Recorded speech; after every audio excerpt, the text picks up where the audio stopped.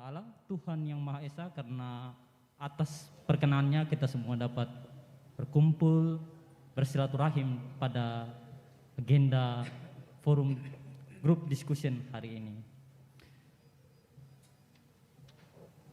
Pertama-tama saya ucapkan selamat datang kepada para narasumber sekaligus para peserta yang menyempatkan waktu untuk hadir pada kegiatan hari ini dengan tema partisipasi politik dalam menyongsong pemilu serentak tahun 2024. Sebagai bentuk rasa kebanggaan terhadap negara kita Republik Indonesia,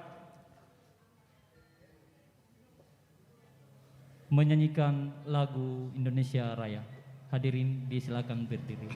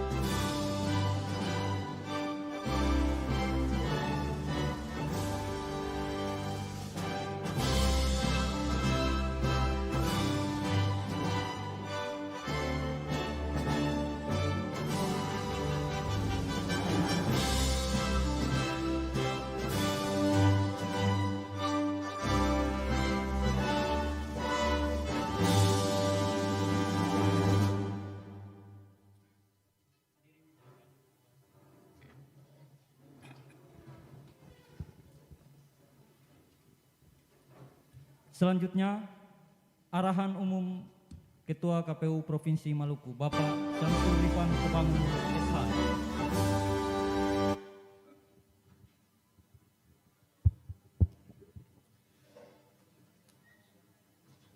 Bismillahirrahmanirrahim. Assalamualaikum warahmatullahi wabarakatuh. Selamat sore, salam sejahtera bagi kita sekalian. Shalom. Yang kami hormati para narasumber FGD hadir lengkap di lokasi ini. Ada Pak Rektor Universitas Patimura, kemudian PD 1 Visip Unpati, ada juga dari narasumber KPU Provinsi, dari Bawaslu Kota Ambon, dan juga Kesbang Pol. Hadir juga nanti secara daring akademisi atau ketua IP di Jawa Tengah, Universitas Diponegoro, Dr. Nur Hidayat Sadini melalui daring. Bapak Ibu sekalian, teman-teman ketua dan anggota KPU Kota Ambon yang kami banggakan, seluruh peserta FGD dan rekan-rekan sekalian yang berbahagia. Puji syukur kehadirat Tuhan Yang Maha Kuasa, hari ini kita bertemu dalam satu pelaksanaan kegiatan yang dilaksanakan oleh teman-teman KPU Kota Ambon. Dan bagi kami KPU Provinsi, kegiatan ini adalah kegiatan yang sangat penting, di mana kalau kita bahasakan non tahapan, karena belum ada tahapan pemilu. Jadi kegiatan ini penting untuk sama-sama kita bisa mendengar secara langsung dari akademisi-akademisi kita berkaitan dengan bagaimana partisipasi politik dalam menyongsong pemilu serentak tahun 2024. Saat ini memang penentuan hari H berkaitan dengan pelaksanaan di tahun 2024 masih kita melihat di beberapa informasi masih belum ditetapkan, tapi prinsipnya Undang-Undang 7 maupun Undang-Undang Pilkada yang akan kita laksanakan serentak masih belum berubah, masih tetap sama yang akan kita laksanakan di tahun 2019 yang lalu. Oleh karena itu kami menyadari sungguh dengan pertemuan-pertemuan seperti ini melibatkan semua pemangku kepentingan, baik itu pemerintah kota, kemudian akademisi, peserta pemilu, organisasi masyarakat dan organisasi sipil lainnya dalam rangka bagaimana proses pengetahuan informasi pemilu serentak yang akan kita laksanakan ini yang berbagai pihak menyampaikan bahwa akan ada kompleksitas pemilu yang sangat rumit karena tahun yang sama kita akan melaksanakan pemilu serentak di 2024 dan juga pilkada serentak di bulan November tahun 2024. Kami berterima kasih narasumber hari ini sangat kompeten dan kami berharap juga dari 12 universitas yang kita ketahui itu ada universitas yang memang konsen terkait dengan tata kelola pemilu. Jadi kami juga bisa berharap mendorong juga Universitas Patimura dalam hal ini baik itu dari Fakultas Hukum maupun Fakultas FISIP bisa sama-sama juga kita dorong supaya program tata kelola pemilu yang akan menjadi program secara nasional ini juga Universitas Patimura bisa masuk dan bergabung menjadi salah satu universitas bergabung dengan 12 universitas lainnya. Kalau di Indonesia Timur itu kalau tidak salah hanya ada di Samratulangi di Manado. Jadi kita berharap juga dengan kegiatan seperti ini kita bisa berupaya dan berikhtiar bisa mendorong bahwa pendidikan atau tata kelola pemilu ini menjadi salah satu mutu pendidikan bagi masyarakat dan juga pemangku kepentingan lainnya. Demikian Bapak Ibu sekalian, kita menyampaikan terima kasih teman-teman KPI Kota Ambon bisa mengadakan kegiatan ini di suasana kafe yang sangat sejuk. Mudah-mudahan kita semua bisa mendapatkan informasi-informasi yang bisa didapatkan oleh Bapak Ibu sekalian. Mudah-mudahan kegiatan ini bisa bermanfaat bagi kita sekalian, mendapat asupan informasi, pengetahuan dan pendidikan kita bagaimana partisipasi politik menjelang pemilu serentak di tahun 2024. Demikian dari saya, akhir kata mohon maaf, mudah-mudahan kita bisa menyimak dengan serius dan santai pelaksanaan kegiatan yang juga dimoderatori oleh para dokter-dokter kita dan mudah-mudahan Bapak Ibu sekalian bisa memberikan informasi-informasi penting bagi pelaksanaan pemilu serentak di tahun 2024. Demikian dari saya, kurang lebihnya mohon maaf. Billahi taufiq wal hidayah. Assalamualaikum warahmatullahi wabarakatuh. Selamat sore, salam sejahtera bagi kita sekalian. Shalom.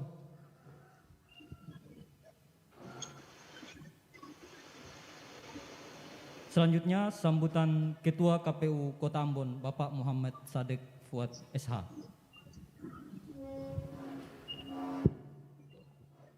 Assalamualaikum warahmatullahi wabarakatuh. Salam sejahtera, salam. Selamat sore untuk kita semua. Yang saya hormati Ketua KPU Provinsi Maluku, yang saya hormati para narasumber hadir bersama kita, Pak Prof. Sabteno, Rektor Universitas Patimura, Pak Dr. Zainal Rengi Furwarin, Akademisi FISIP Universitas Patimura, Pak Halil Tianotak, anggota KPU Provinsi Maluku, Divisi Teknis Penyelenggaraan, Pak Dr. Zen Latukonsina, Ketua Bawaslu Kota Ambon, dan Pak Yan, Kepala Kesbangpol Pemerintah Kota Ambon. Yang saya hormati Pak Moderator, Pak Dr.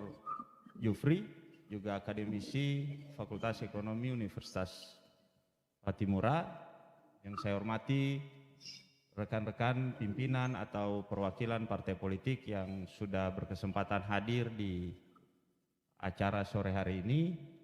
Yang saya hormati Komisioner Komisi Informasi Provinsi Maluku, yang saya hormati Bapak Ibu Camat yang hadir di sore hari ini, dan juga teman-teman pimpinan atau perwakilan OKP Kota Ambon dan Provinsi Maluku yang sudah berkesempatan hadir di sore hari ini.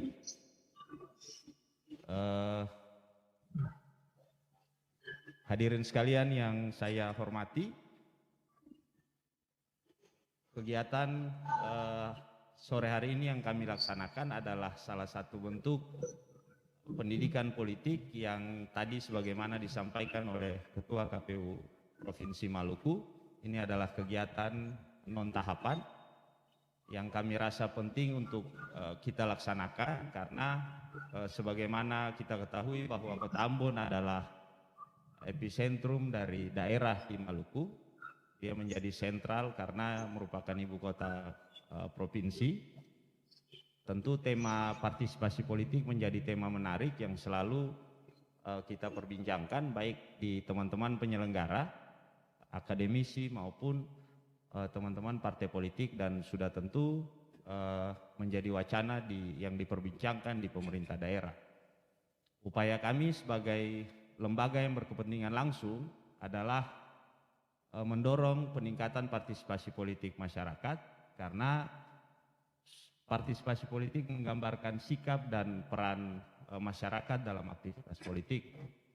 Untuk itu hari ini kami mengundang narasumber yang berkompeten pada bidangnya masing-masing, karena dalam narasumber kita ini ada beberapa yang mantan penyelenggara, juga memberikan perspektif, dan sudah tentu petinggi-petinggi di universitas yang ada di Ambon, sehingga menjadi pengayaan wacana bersama bagi kita penyelenggara, juga teman-teman stakeholder politik, partai politik, kemudian pemerintah daerah, dan kita bisa sinergis ke depan dalam menyongsong pemilu dan pemilihan kepala daerah yang dicanangkan serentak di 2024. Tentu ini bukan pekerjaan yang mudah, maka pendidikan politik di masyarakat adalah sesuatu yang penting untuk kita rawat dan kita jaga bersama. Akhir kata, ada yang kekurangan, saya sebagai Ketua KPU Kota Ambon mohon maaf, mungkin ada yang kurang dalam persiapan kegiatan ini, mohon dimaklumi, dan saya sampaikan terima kasih kepada Bapak-bapak narasumber yang sudah berkesempatan hadir, kemudian teman-teman peserta yang juga sudah menyempatkan waktu hadir. Harapan kami ke depan kegiatan-kegiatan seperti ini bisa terus kita laksanakan, yang itu bisa berbentuk pada forum-forum resmi maupun forum-forum yang semi santai seperti ini.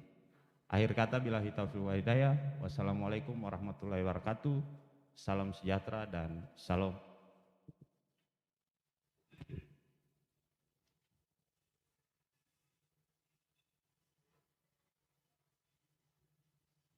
Selanjutnya doa oleh staf KPU Kota Ambon, Helmi bin Umar Esas.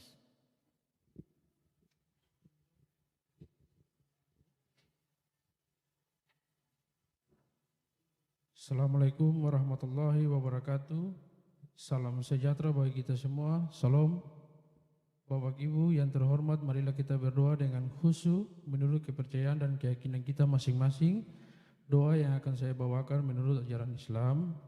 Untuk kiranya bagi yang beragama lain mohon untuk disesuaikan. Bismillahirrahmanirrahim. Allahumma salli ala Muhammad wa ala ali Muhammad. Ya Allah ya Rahman, pada hari ini bertempat di Basnub Cafe, KPU Kota Ambon menyelenggarakan acara FGD partisipasi politik dalam menyongsong pemilu serentak tahun 2024. Dengan ini memohon ridho dan izinmu. Berkahilah semua langkah dan perbuatan kami, dan jadikanlah ini semua nilai ibadah dan nilai ilmu yang bermanfaat pada kami. Berikanlah kelancaran kegiatan ini dengan baik sampai dengan selesai. Ya Allah ya Ghafur, Engkau Maha Pengampun atas segala dosa. Ampunilah dosa kami, dosa orang tua kami, dosa para pemimpin kami, dosa para pejuang, dosa para pendahulu kami. Tempatkanlah kami dan mereka semua selalu dalam lindungan rahmat dan ampunan-Mu. Ya Allah, ya Mujib, Engkau yang maha mengabulkan doa, berkenanlah dan permohonan kami.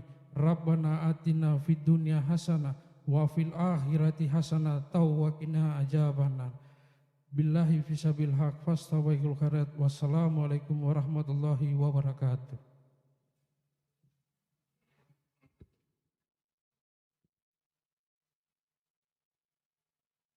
Demikian rangkaian acara pembukaan pada kegiatan fokus group discussion hari ini. Selanjutnya kita akan masuk ke kegiatan inti, Bapak Ibu. Kegiatan ini akan dipandu langsung oleh moderator Bapak Dr. Jofri Patilow SE MSI, dosen Fakultas Ekonomi dan Bisnis Universitas Patimura. Pada Bapak disilakan. Ya, baik, terima kasih. Assalamualaikum warahmatullahi wabarakatuh. Selamat sore dan salam sejahtera untuk kita semua. Salam. Selamat datang para narasumber dan Bapak Ibu peserta. Terima kasih telah hadir dan berpartisipasi dalam kegiatan Focus Group Discussion FGD Komisi Pemilihan Umum KPU Kota Ambon. Dari Basnaf Cafe and Resto, saya Jufri Rais Patilow yang bertindak sebagai moderator pada hari ini yang akan memandu jalannya acara ini. Fokus Group Discussion kali ini akan mengambil tema partisipasi politik dalam menyongsong pemilu serentak tahun 2024. Oleh karena itu telah hadir di tengah-tengah kita para narasumber yang sangat berkompeten di bidangnya. Yang pertama,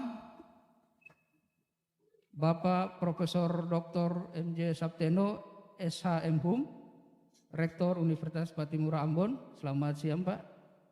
Selamat sore. Yang kedua, Bapak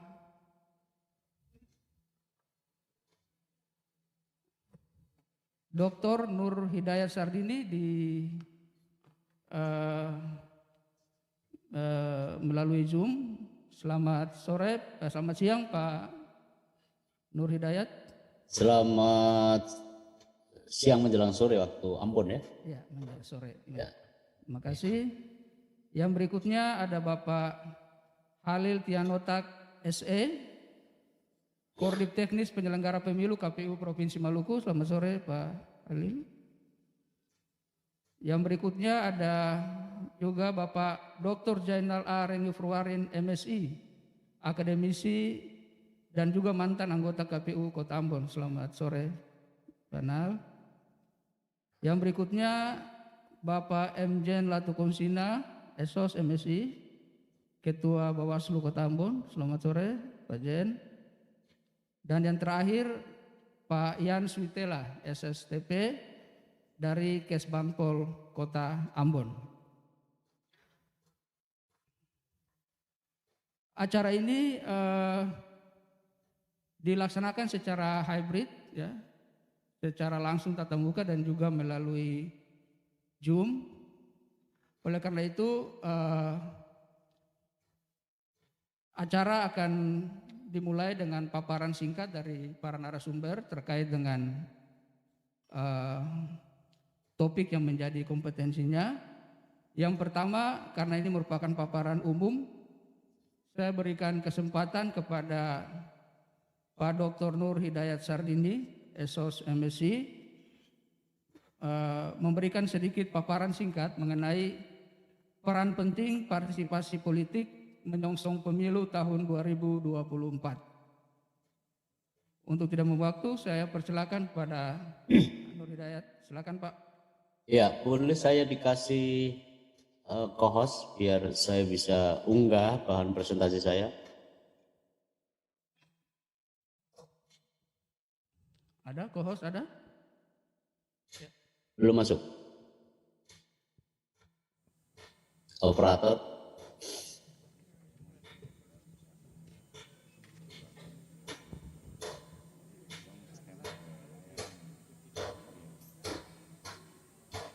Oh, sudah. Bisa terlihat di situ moderator Pak Jukri? Sudah terlihat? Ya, Pak. Oke, ya baik. Baik, berapa menit saya dikasih waktu supaya tidak ditegur? 10 menit saja Pak, 10 menit. Oke, baik. Assalamualaikum warahmatullahi wabarakatuh. Selamat sore waktu Ambon. Yang saya hormati Ketua KPU Provinsi Maluku dan jajarannya, Ketua KPU Kota Ambon bersama jajarannya, para pembicara, para narasumber, para audiens, baik yang tergabung dalam secara luring maupun daring. Puji syukur marilah kita panjatkan kehadirat Tuhan Yang Maha Kuasa atas segala berkah nikmatnya kita bisa bertatap muka. Senang sekali rasanya saya bisa berkesempatan untuk bertatap muka dengan para partisipan. Salam kami untuk masyarakat Ambon khususnya, Maluku pada umumnya. Saya akan menyingkatkan saja atas apa yang saya sampaikan, dan ini tampaknya bersifat umum dan perlu ada hal yang lebih detail lagi sembari seperti yang tadi disampaikan oleh Ketua KPU Kota Ambon dan Ketua KPU Maluku. Kita situasi sekarang masih dalam pilkada dan pemilu.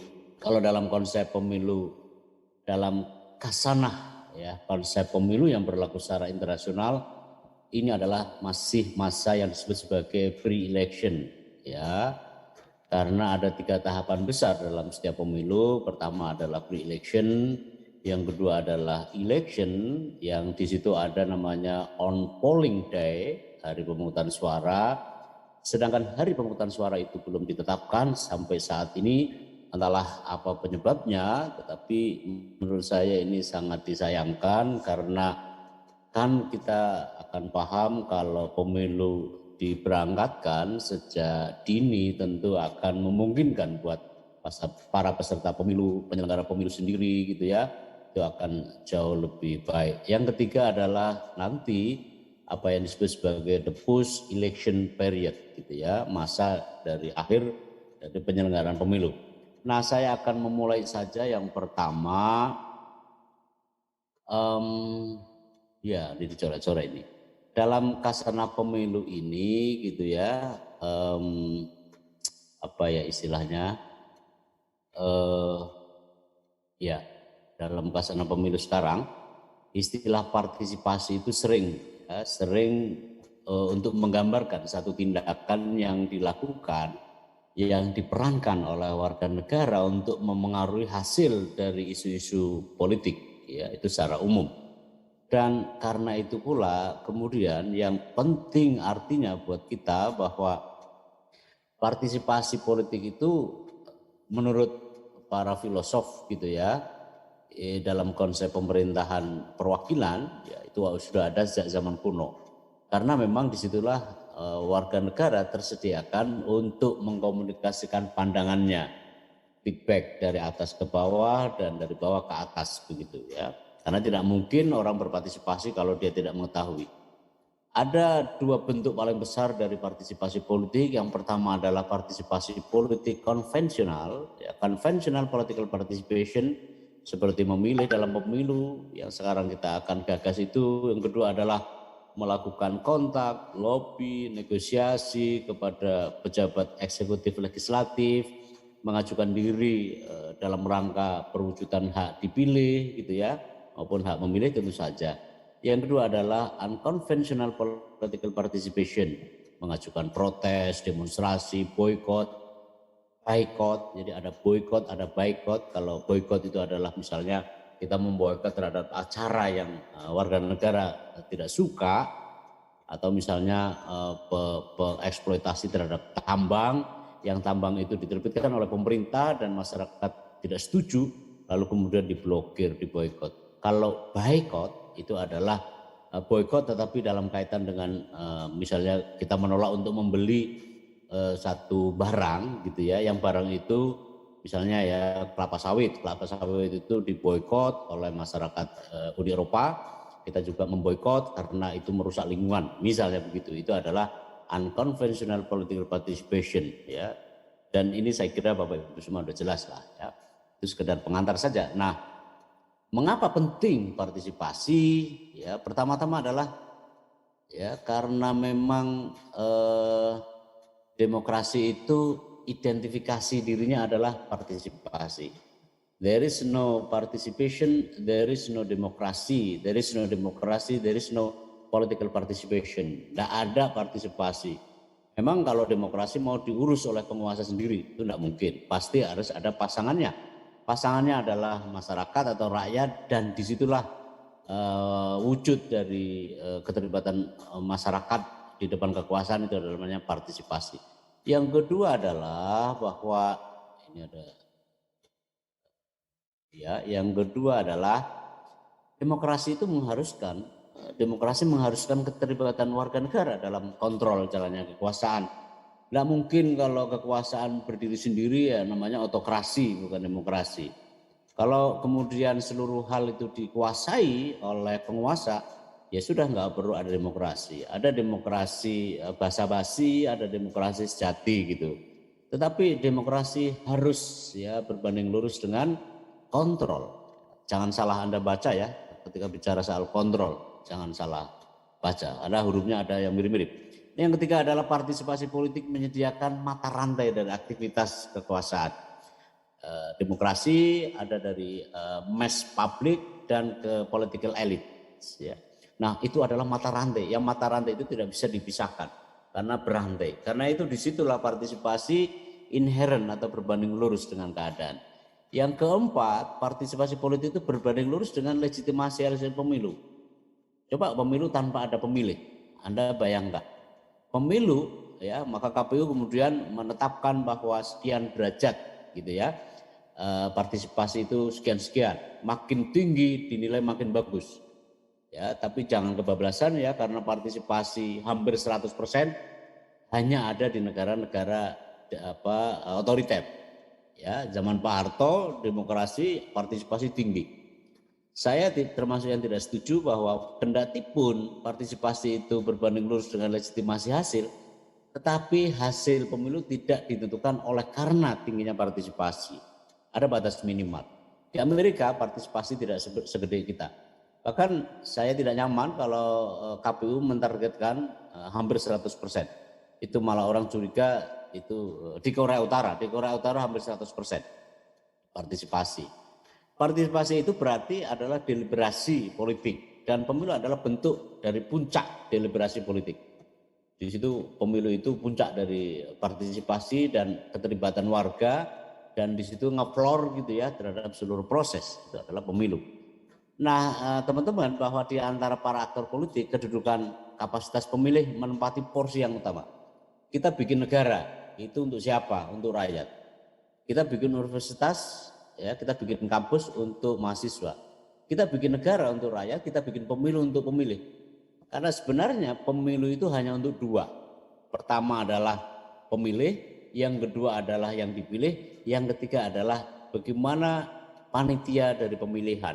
Itu intinya di situ. Yang lainnya adalah kalau Anda tidak suka dengan istilah saya, itu adalah suplemen saja. Tetapi di atas itu yang paling utama adalah pemilih dan yang dipilih. Ya, coba diperiksa di deklarasi the Declaration of Human Rights, ya, itu 2 menit lagi Pak, mohon dipersingkat. 2 menit lagi Pak. Ya. Nah, partisipasi itu tujuannya adalah supaya semua orang terlibat. Nah, ini dia bentuk-bentuknya partisipasinya, ya, pemangku kepentingan. Kenapa penting? Karena pemangku kepentingan adalah model bentuk yang paling konkret dari adanya partisipasi. Masyarakat punya alamat, ya alamat itulah para pemangku kepentingan, gitu ya. Nah, ini dalam skala ini, ya, pemangku kepentingan itulah yang penting, dan KPU tidak bisa tanpa ada keterlibatan para partisipan pemilu, ya. Ada primary stakeholders, ada secondary, lalu ada key stakeholders. Ini harus diadopsi oleh KPU, dan kerangka kerja adalah mereka. Ya. Anda bayangkan saja, terlalu singkat ya, eman-eman sebenarnya. Nah, partisipasi politik peran pemangku kepentingan seperti yang sudah saya sampaikan ini, ya tinggal dibaca aja, ya lalu ya inilah dengan waktu yang sangat terbatas tidak mungkin saya sampaikan ya. Nah, karena itulah teman-teman, mudah-mudahan ini jadi bermanfaat buat Anda bagaimana meningkatkannya, memetakan klaster ini yang lemah di jajaran KPU ya. Klasternya itu tidak sesuai dengan apa yang digambarkan di dalam kehidupan masyarakat. Nah, kalau ya kemudian kita petakan itu akan cukup membantu. Nah, kemudian untuk meningkatkan itu secara normatif harus melibatkan tokoh-tokoh formal, tokoh informal dan tokoh non formal, dan akhirnya adalah sosialisasi berkenaan dengan bahan kampanye untuk sosialisasi supaya apa? Bahwa masyarakat itu tahu hak dan kewajibannya dalam pemilu, motivasinya, kemudian tata cara teknik yang pada akhirnya akan menjadi penting, dan dengan demikian maka akan menjadi pedoman buat teman-teman. Terima kasih. Assalamualaikum warahmatullahi wabarakatuh. Waalaikumsalam. Terima kasih Pak. Jadi memang partisipasi politik ini memang sangat penting ya. Karena tadi Pak Dr. Nur Hidayat Sardini, beliau ini mantan Ketua Bawaslu, sekarang adalah dosen di Universitas Diponegoro, Semarang. Beliau mengatakan bahwa tak ada demokrasi tanpa partisipasi. Jadi selain dia merupakan prasyarat sebuah proses demokrasi bisa berjalan, pemilu juga merupakan momentum untuk kita menentukan masa depan bangsa ini. Dia menjadi alat kontrol untuk jalannya kekuasaan. Oleh karena itu kegiatan ini menjadi sangat penting, walaupun dia menjadi pra-tahapan, tapi dia menentukan kualitas dari pelaksanaan pemilu nanti. Selanjutnya kesempatan kami berikan pada Pak Profesor Dr. M.J. Sabteno SHM, Rektor Universitas Batimura, memberikan sedikit pandangan terkait sejauh mana peran perguruan tinggi dalam upaya mendorong partisipasi pemilu. Silakan Prof.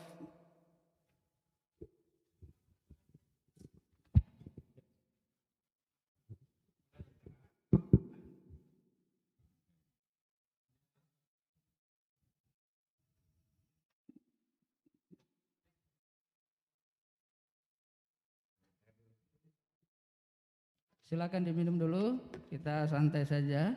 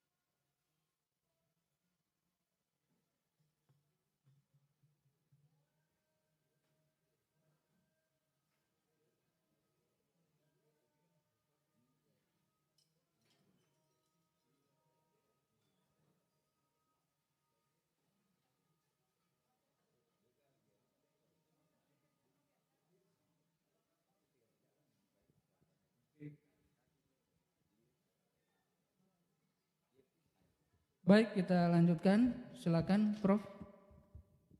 Ya, terima kasih Bapak sekalian, selamat sore. Assalamualaikum warahmatullahi wabarakatuh. Salam sejahtera kita semua, Shalom, Om Swastiastu, Namo Buddhaya, dan salam kebajikan. Pertama sekali saya menyampaikan terima kasih kepada KPU Kota Ambon yang jauh-jauh hari sudah menggagas satu kegiatan penting dalam kehidupan demokrasi kita. Bapak Ibu dan saudara sekalian, bicara tentang demokrasi, perlu kita perhatikan bahwa demokrasi itu adalah kekuasaan rakyat. Dan dalam kehidupan demokrasi, rakyat yang menentukan segala-galanya.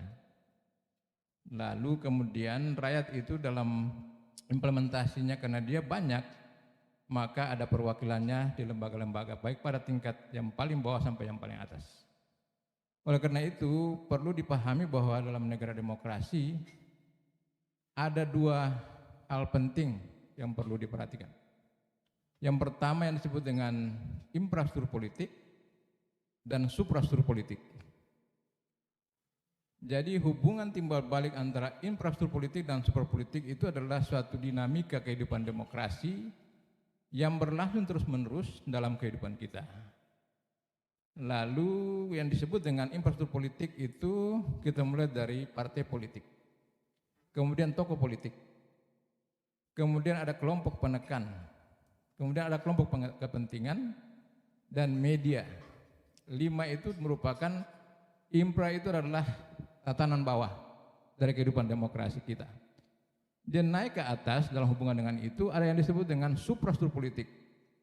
Suprastruktur politik itu lembaga-lembaga negara, mulai dari MPR, DPR, kemudian DPD, kemudian presiden, dan sebagainya. Itu adalah lembaga yang ada di atas. Jadi antara infra dan supra ini saling mempengaruhi. Dan yang menentukan sebetulnya adalah infrastruktur. Karena di bawah itu adalah rakyat yang menentukan. Ya, partai politik dibentuk itu adalah satu upaya untuk bagaimana dia mendapatkan kekuasaan untuk merebut kekuasaan pada tingkat supra yang disebut dengan DPR itu kalau tingkat nasional. Kalau di bawah kita punya DPR provinsi dan DPR kota. Karena itu dinamika di bawah ini sangat menentukan kehidupan itu, dan Bapak Ibu sementara melaksanakan ini adalah bagian dari dinamika infrastruktur politik, di mana disitulah banyak sekali kepentingan muncul di situ. Jadi kalau partai politik sekarang ini banyak muncul, itu semua orang berobsesi untuk bagaimana merebut kekuasaan untuk mendapatkan kekuasaan pada tataran suprastruktur politik.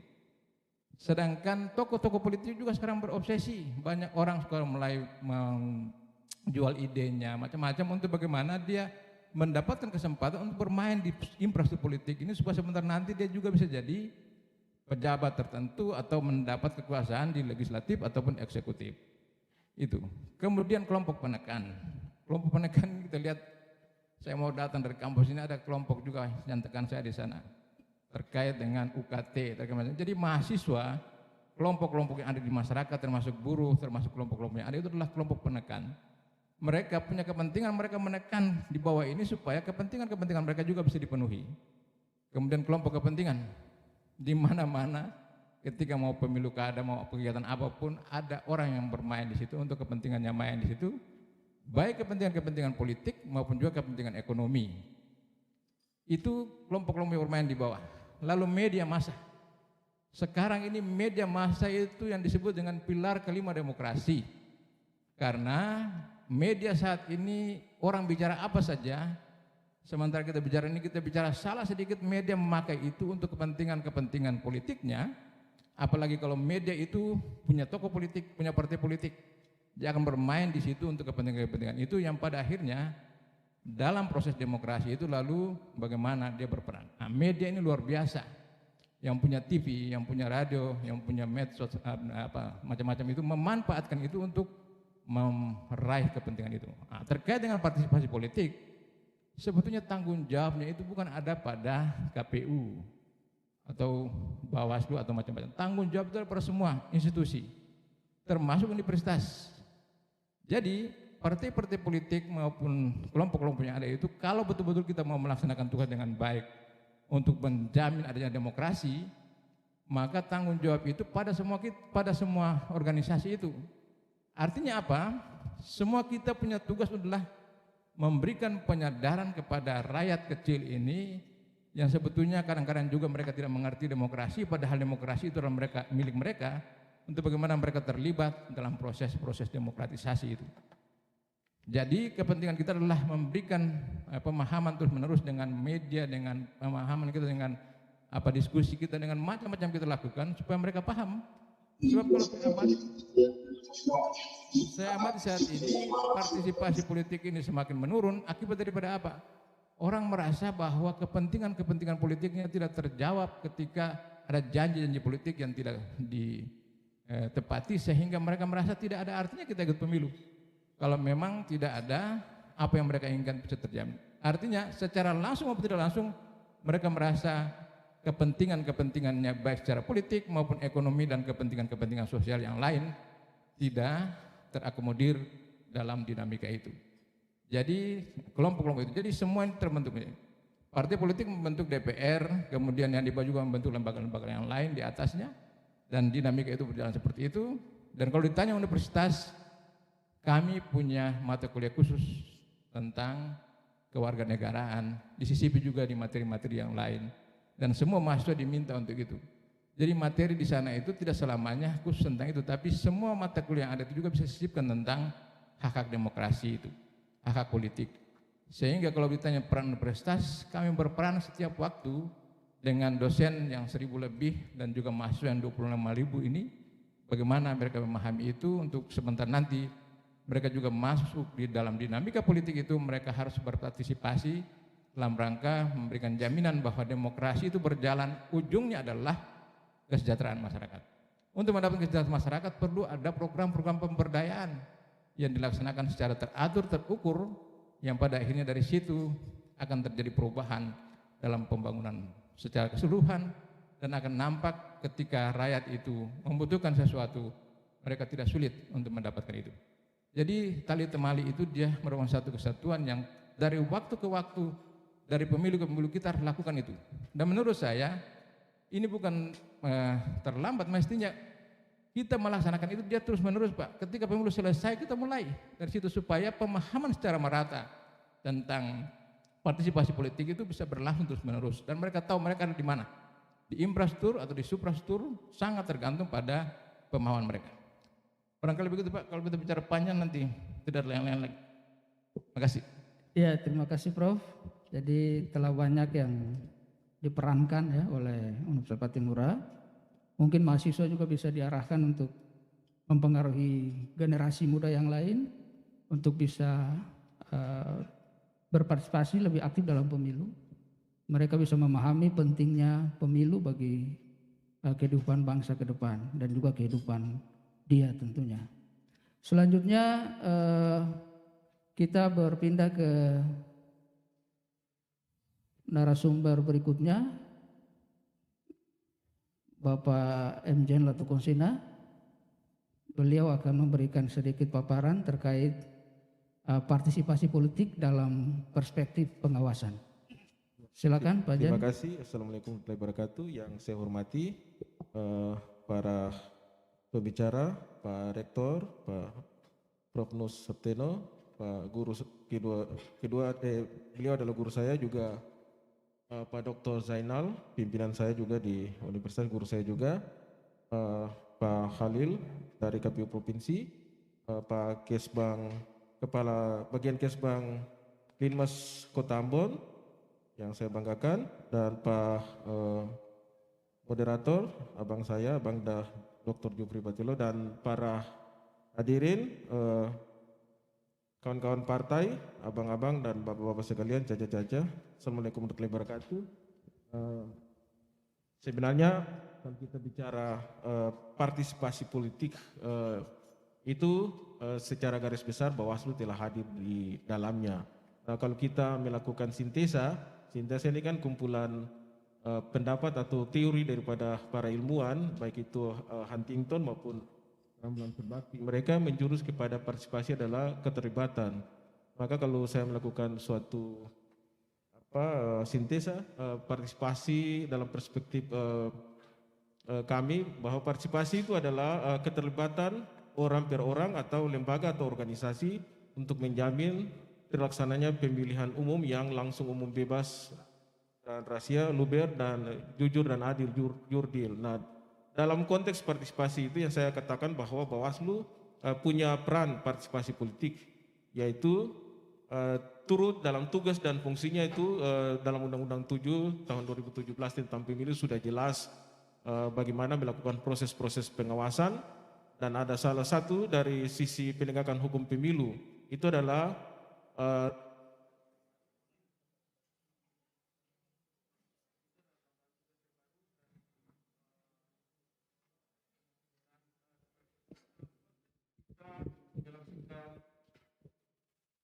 penyelesaian sengketa pemilu, khususnya administratif yang tadinya di ranah TUN.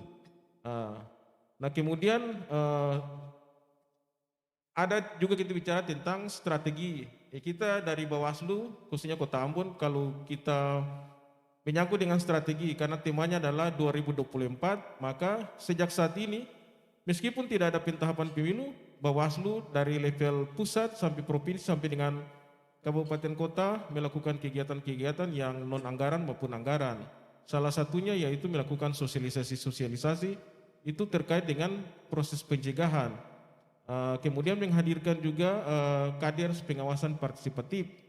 Ada beberapa yang sudah kita buat di level Kota Ambon, kemudian provinsi dan tingkat nasional, dan kembali lagi.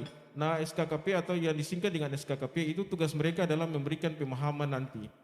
Bagaimana membantu Bawaslu yang di Kabupaten Kota cuma 3 orang saja dan Bawaslu Provinsi 5 orang. Nanti pada momentum pemilu ada juga struktur kami dari Panwas Kecamatan dan Panwas Desa Kelurahan dan pengawas TPS. Itu mereka dari sisi pencegahan. Kemudian ada dari sisi penindakan. Penindakan ini artinya ada tindak pidana pemilu. Sepanjang memiliki alat bukti, barang bukti yang kuat, kemudian ada saksi, itu bisa dilaporkan kepada Bawaslu. Tapi kita sekali lagi maaf, kita bukan lembaga yang penuh dari sisi yudisial. Kami adalah semi yudisial.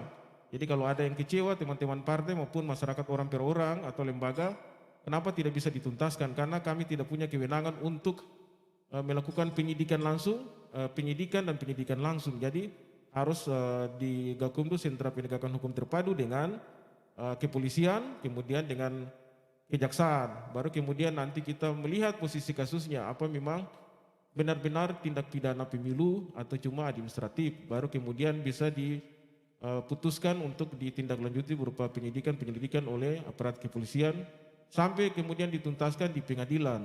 Itu mekanismenya seperti itu. Tapi ada juga bagaimana partisipasi kita dalam sengketa administratif. Pada masa lalu juga kita menuntaskan sengketa administratif baik level kabupaten kota dan provinsi. Nah, itu barangkali dari kami, dan saat kita melakukan proses-proses sosialisasi, memang tidak ada pentahapan pemilu, tapi kita dengan KPU dan partai politik dan Capil melakukan proses-proses tentang data pemilih berkelanjutan. Itu dalam kerangka untuk menghasilkan data pemilih yang benar-benar otentik, dan tugas kami untuk memberikan rekomendasi. Memang tidak ada pemilu, tapi kita memberikan bukan rekomendasi tapi semacam catatan untuk KPU bisa melihat dan memperbaiki daripada data pemilih berkelanjutan. Tapi pada prinsipnya kami secara kontinuitas melakukan sosialisasi baik itu kepada Ormas, OKP maupun tokoh-tokoh pemuda dan sebagainya dalam kerangka dari sisi pencegahan. Artinya pemilu mau berkualitas ke depan tergantung daripada masyarakat yang cerdas. Masyarakat yang cerdas ini mengetahui haknya yang bisa digunakan dalam pemilu dan mana yang tidak bisa digunakan. Money politik tentu tidak bisa digunakan, intimidasi atau gratifikasi barang, atau mengarahkan orang untuk satu kompleks atau satu desa atau satu kelurahan, sistem noken yang kita lihat di pemilu kemarin-kemarin masih ada di Seram bagian barat. Itu tidak kita inginkan terjadi khususnya di Kota Ambon. Jadi pada prinsipnya sosialisasi juga memegang peran penting. Saya kira demikian dari saya, nanti ada diskusi. Terima kasih Pak narasumber. Assalamualaikum warahmatullahi wabarakatuh. Salam, baik, terima kasih Pak Jainen. Jadi Bawaslu selaku penyelenggara pemilu juga berperan aktif dalam upaya peningkatan partisipasi, mulai dari pencegahan hingga penindakan jika ada indikasi pelanggaran di dalamnya. Selanjutnya saya beri kesempatan kepada akademisi, pakar dari FISIP Universitas Patimura. Beliau juga mantan anggota Ketua KPU Kota Ambon, Pak Dr. Zainal Rengi Furwarin, MSI. Silakan. Baik, terima kasih. Assalamualaikum warahmatullahi wabarakatuh. Selamat sore, salam sejahtera untuk kita sekalian. Yang saya hormati Pak Rektor Universitas Patimura, Prof. Nur Sapteno yang berkenan hadir bersama kita. Yang saya hormati Ketua KPU Provinsi dan Ketua KPU Kota dan jajarannya, Bawaslu Provinsi kalau ada dan juga Bawaslu Kota, Kesban Linmas ya. Istilahnya kayak begitu tidak, ya istilahnya berubah-berubah, Kota Ambon, para pengurus partai yang sempat hadir, narasumber yang jauh tadi Pak Nur Hidayat. Saya kira banyak hal telah dipercakapkan oleh para narasumber terdahulu, tetapi ada substansi yang saya ingin munculkan. Ketika kita bicara tentang pemilu, berarti kita bicara tentang demokrasi dan sekaligus kita bicara tentang partisipasi masyarakat. Hanya pada negara-negara yang menerapkan demokrasilah orang bicara tentang pemilu. Karena itu demokrasi seperti yang dikatakan oleh Pak Rektor tadi, yang saya tahu dari segi istilahnya itu demos dan kratein, rakyat dan kekuasaan, jadi kekuasaan rakyat, atau bisa disebut dengan kekuasaan rakyat dalam membentuk pemerintahan. Rakyat dari rakyat, oleh rakyat untuk rakyat. Nah karena itu rakyat begitu banyaknya maka dia tidak bisa memimpin pemerintahan itu. Dalam negara demokrasi disepakatilah sebuah mekanisme yang disebut dengan pemilihan umum. Dengan pemilihan umum itu penyelenggaranya dibentuk, dulu yang ada yang cantol dengan pemerintah, belakangan kita kenal dengan komisi independen, ya. KPU dan jajarannya karena rupanya lembaga-lembaga yang lama itu tidak becus, termasuk ada KPK, Bawaslu, KPU-nya itu. Tahun 2013 kebetulan saya refer sedikit Pak Rektor, buah dari demokrasi kita dan reformasi kita kemudian muncul di demokrasi yang kita sebut dengan demokrasi yang bermartabat itu, demokrasi langsung. Ada hal di sini, kalau demokrasi kita coba untuk bingkai pemilunya, dan pemilu itu dengan berbagai sistem, ada yang langsung, ada yang tidak langsung, ada yang terbuka dan ada yang tertutup. Tetapi kualitas demokrasi itu ditentukan oleh penyelenggaraan pemilunya. Karena itu secara konsep disebutkan bahwa pemilu itu sarana pengejawantahan demokrasi. Nah karena itu bagaimana pemilu berkualitas, mesti penyelenggaranya profesional. Itu KPU-nya, kemudian Bawaslu-nya, ya, kemudian pihak-pihak terkait termasuk pemerintah. Saya boleh katakan pemilu kita ini dari hari ke hari berbelok arah. Amanat reformasi dulu yang harus kemudian menjunjung tinggi fairness itu kemudian berbelok arah, meskipun dari segi angka kita katakan persentase demokrasi kita itu meningkat dengan penggunaan hak pilih. Tetapi dari segi substansinya dia merosot. Kenapa? Dengan diberlakukannya pemilu satu orang lawan kota kosong itu tidak ada dalam konsep pemilu di tingkat global.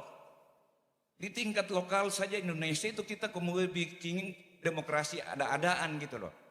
Jadi satu orang karena punya dana memborong semua suara pada partai politik yang juga tidak tahu diri, mohon maaf dalam tanda petik. Lalu kemudian satu orang berlomba lawan kota kosong. Hasilnya apa? Di Makassar itu kota kosong menang.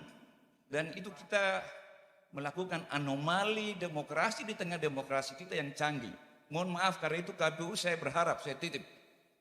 Jangan pernah berobsesi untuk membuat kota kosong lawan satu orang. Karena di negara asalnya di Amerika itu dipersandingkan dua orang. Satu orang melawan yang lain untuk diperlihatkan apa sih isi otak dan isi hatinya itu loh. Bukan isi otak dan isi dompetnya. Begitu ya. Nah itu demokrasi kita bermasalahnya di sini. Karena itu, mohon maaf ya kalau ada kesalahan, mas, pemerintah termasuk TNI dan Polri itu jangan hanya dengung-dengung. Hari ini mohon maaf ya, saya boleh katakan para pengamat, mungkin Anda lihat ada yang bilang ya lembaga-lembaga yang tadinya harus netral itu juga menempatkan diri kayak politik, satu entitas politik baru. Silakan tebak saja begitu ya. Padahal kita berharap dengan demokrasi yang canggih sekarang, demokrasi sifatnya terbuka, proporsional terbuka, tertutup terbuka ini, rakyat berdaulat dengan memberikan suaranya, tapi rakyat juga terus bersuara. Ketika suara diberikan dan elitnya duduk di DPR, masuk di eksekutif, jangan rakyat tenang karena mereka itu bukan malaikat. Saya lihat hari ini kalau orang bersuara berbeda dengan penguasa seolah mereka ini tidak cinta NKRI dan Pancasila, itu juga nggak benar. Karena pemerintah itu bukan Tuhan. Dalam ajaran demokrasi itu pemerintah itu orang yang cerdas mendengar apa yang disuarakan rakyat bawah tadi yang beliau bilang. Ya, supra dan infra itu begitu. Nah kita ini kan biasanya kalau yang Islam pakai doa tul kursi. Lalu begitu mendapatkan kursi lupa. Nah seperti itu. Lalu kemudian ironi misalnya, saya bicara yang praktis juga nih. Sumbangan untuk masjid dan gereja begitu serta-merta seolah-olah masuk surga dalam tanda petik. Tiba-tiba begitu tidak terjadi itu pada hari pemungutan suara diambil lagi. Nah seperti ini. Jadi saya bilang demokrasi kita ini belum terlalu kita sebut dengan matang gitu. Karena memang Profesor Alfian, Bung Watehelu masih ingat ya, beliau itu menyebutkan bahwa tonggak demokrasi itu dibangun pilarnya bertahun-tahun. Amerika Serikat begitu matang demokrasinya bukan sehari dua itu. Tapi terakhir juga anomali terjadi ketika saudara sepupu saya Donald Trump naik.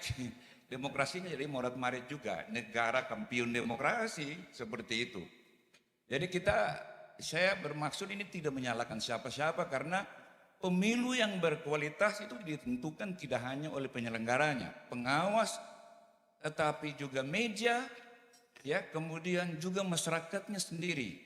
Masyarakat kalau punya tingkat sosial ekonominya bagus, maksudnya kalau pendidikannya tinggi, dompetnya berisi, maka penyakit serangan fajar, serangan siang dan serangan malam, serangan tengah hari tidak terjadi. Begitu ya. Jadi nanti kalau Anda lihat, saya minta KPU-nya bisa rilis persentase penggunaan suara, tapi juga persentase berapa yang mendapatkan itu serangan fajar dan serangan siang itu. Itu juga bagian lain dari catatan demokrasi kita. Jadi amplop 50.000 itu sangat baik bagi saudara-saudara kita yang lemah dan mereka mengatakan daripada sama 5 tahun tidak pernah mereka ditengok, lebih baik secara pragmatik malam hari itu yang 50.000 itu. Seperti itu, dan itu ironi demokrasi kita. Jadi karena itu partisipasi yang saya bilang, peran aktif untuk mengajak semua pihak melakukan tugas dan kewajibannya secara proporsional. KPU-nya, Bawaslu-nya sampai hari ini, mohon maaf Pak Rektor, terbosan dari Bawaslu pusat untuk menunjukkan soal netralitas dan independensi Bawaslu, lalu suruh mereka pegawai ini mereka cuti. Itu nggak benar tuh. Di dalam undang-undang menyebutkan bahwa profesi-profesi yang independen itu wartawan, dosen, dan jurnalistik. Jadi ada terobosan yang kemarin ini. Hasil pemilu yang vulgar itu kemudian dicoba terobosan seolah-olah mereka yang dipanwas pemilu atau Bawaslu itu orang-orang yang klik. Enggak benar juga ini. Hak pegawai orang itu tidak bisa dihilangkan karena dia menjadi petugas di pemilu atau pengawas. Tapi ini ada terobosan gitu loh, tidak berkualitas itu. Kami dulu tetap aja mengemban tugas sebagai dosen fungsional dapat ketika Profmus, ini tergantung selera pimpinan juga Pak. Pemilunya jalan di kota Ambon itu. Di tengah hiruk pikuk konflik Maluku karena sentral konflik Maluku itu ada di Ambon dan intinya di rekrutmen pemimpin. Kami bisa mengantarkan itu kenapa? Karena tidak bisa ditarik kemana-mana. Pak Pilaya itu kolega kita dari Fakultas Keguruan, tapi kita mengatakan tidak kalau itu memang bertentangan gitu loh. Dan ini mesti harus dilakukannya di partisipasi masyarakat, tapi sambil dengan itu penyelenggaranya harus profesional. profesional gitu. Karena prakteknya itu hampir tidak ada yang disebut dengan independen ini. Dalam hakikatnya ini. Karena pada akhirnya semuanya seolah-olah penyandang dana itulah mereka itu penguasa segala-galanya. Tidak. Gitu. Jadi misalnya gubernur, bupati, wali kota, mereka itu pembina kehidupan politik. Jadi kayak anaknya itu ada Panwas, ada KPU-nya, lalu kemudian masyarakatnya begitu. Beliau itu jadi orang tua, jangan berdiri di satu pihak begitu loh. Kalau itu terjadi maka pemilu apapun tidak bermakna, tidak demokratis dan tidak berkualitas. Gitu ya, dan ini saya kira tidak bicara teori lagi karena sudah diperkaya. Karena itu saya setuju kalau jangan selalu ada tahapan, itu nanti formalitas dilakukan oleh penyelenggara namanya. Bung Watihelu bisa dilakukan dalam kapasitas sebagai ketua partai atau pengurus partai. Karena ada fungsi pendidikan politik, fungsi sosialisasi politik, fungsi komunikasi politik, dan fungsi rekrutmen politik. Jangan tunggu waktu nanti pemilu, baru kemudian rekrut orang mendadak, apalagi kuota 30% itu. Nah itu yang menyebabkan seolah-olah saudara-saudara perempuan kita itu menjadi bermasalah. Padahal kita membuat mereka jadi bermasalah karena kuota 30%. Rekrut dari awal, jangan tunggu nanti permintaan daftar caleg dari penyelenggara baru kita lakukan gitu. Sehingga kesetaraan gender kaitannya dengan keterlibatan wanita itu juga harus diangkat gitu. Jangan mendadak 30% nanti waktu sudah harus daftar. Kan kita mengalami ini, mohon maaf ya, di kota itu mau masuk daftar caleg setiap partai baru masuk itu barang. Nama-nama wanita dirayu istrinya, suaminya, apa macam-macam, masukkan. Kalau begitu pola rekrutmennya itu tidak terencana. Seperti itu. Dan itu sebenarnya harus kita lihat secara total sehingga nanti ke depan kita berharap hal-hal yang dilakukan diberesin. Netralitas pemerintah, TNI dan Polri, saya bicara ini karena saya tidak membenci siapa. Netralitas dan profesionalitas penyelenggara, KPU dan jajarannya juga Panwas. Kemudian meja, gitu ya. Meja itu yang tadi beliau bilang kelompok penekan atau pressure group. Pilar ketiga dari demokrasi itu bersuaranya meja. Nah, sekarang ini kan mesti dilihat itu. Kalau orang ngomong sedikit atas nama buzzer, hoax, IT, kita jadi bingung negara demokrasi kayak apa ini. Dan karena itu saya sampaikan ini biar menjadi catatan sehingga nanti ada kerjasama dengan media dan macam-macam. Ada MOU seperti itu, masing-masing pada proporsinya. Saya kira itu Pak, mohon maaf kalau ada yang berlebihan. Baik. Wassalamualaikum warahmatullahi wabarakatuh. Waalaikumsalam warahmatullahi wabarakatuh. Menarik sekali ya, poinnya adalah bahwa kualitas demokrasi tergantung pada penyelenggaraan. Jadi menurut beliau penyelenggara harus bertanggung jawab untuk menutup semua ruang yang membuat pemilu itu tidak berkualitas.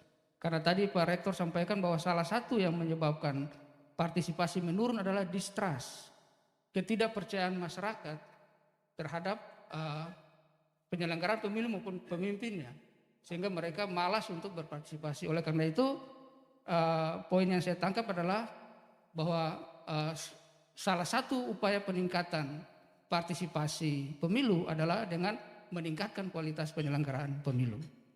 Selanjutnya saya melangkah ke Pak Yan Sutela selaku perwakilan dari Kesbang Pol. Beliau akan memberikan pengantar terkait peran pemerintah dalam upaya mendorong peningkatan partisipasi politik masyarakat. Silakan Pak Yan. Baik, terima kasih Pak Moderator, mohon izin. Assalamualaikum warahmatullahi wabarakatuh dan salam sejahtera bagi kita sekalian. Yang kita hormati para narasumber, Pak Rektor, Bapak yang ya. Iya. Jadi langsung saja. Baik Bapak Ibu sekalian, pada kesempatan ini pada prinsipnya secara teori maupun gambaran umum telah disampaikan oleh beberapa narasumber. Jadi langsung saja saya sampaikan dari sisi pemerintah kapasitas yang kehadiran saya di sini sebagai menjelaskan tentang peran serta pemerintah dalam meningkatkan partisipasi politik masyarakat. Sebelumnya perlu disampaikan bahwa kita semua yang ada di sini merupakan bagian dari faktor-faktor pendukung suksesnya pelaksanaan pemilu. Yang pertama misalnya KPU, Panwas, maupun DKPP sebagai lembaga penyelenggara, kemudian pemerintah baik pemerintah pusat maupun daerah, TNI Polri, Pol PP, Linmas, kemudian bakal calon baik dari partai-partai politik, kemudian LSM, OKP, Ormas, dan juga peran serta aktif dari media. Sehingga kita semua yang hadir di sini merupakan tugas dan tanggung jawab yang utuh dalam melaksanakan tugas dan tanggung jawab tersebut. Sampai dengan saat ini, peraturan terkait dengan pelaksanaan pemilu langsung serempak masih tetap berlaku pada saat 2024. Untuk partisipasi masyarakat, perlu ada beberapa slide yang sudah sampaikan. Sesudah dievaluasi partisipasi masyarakat pada saat pelaksanaan pemilu. Misalnya saja pada pemilu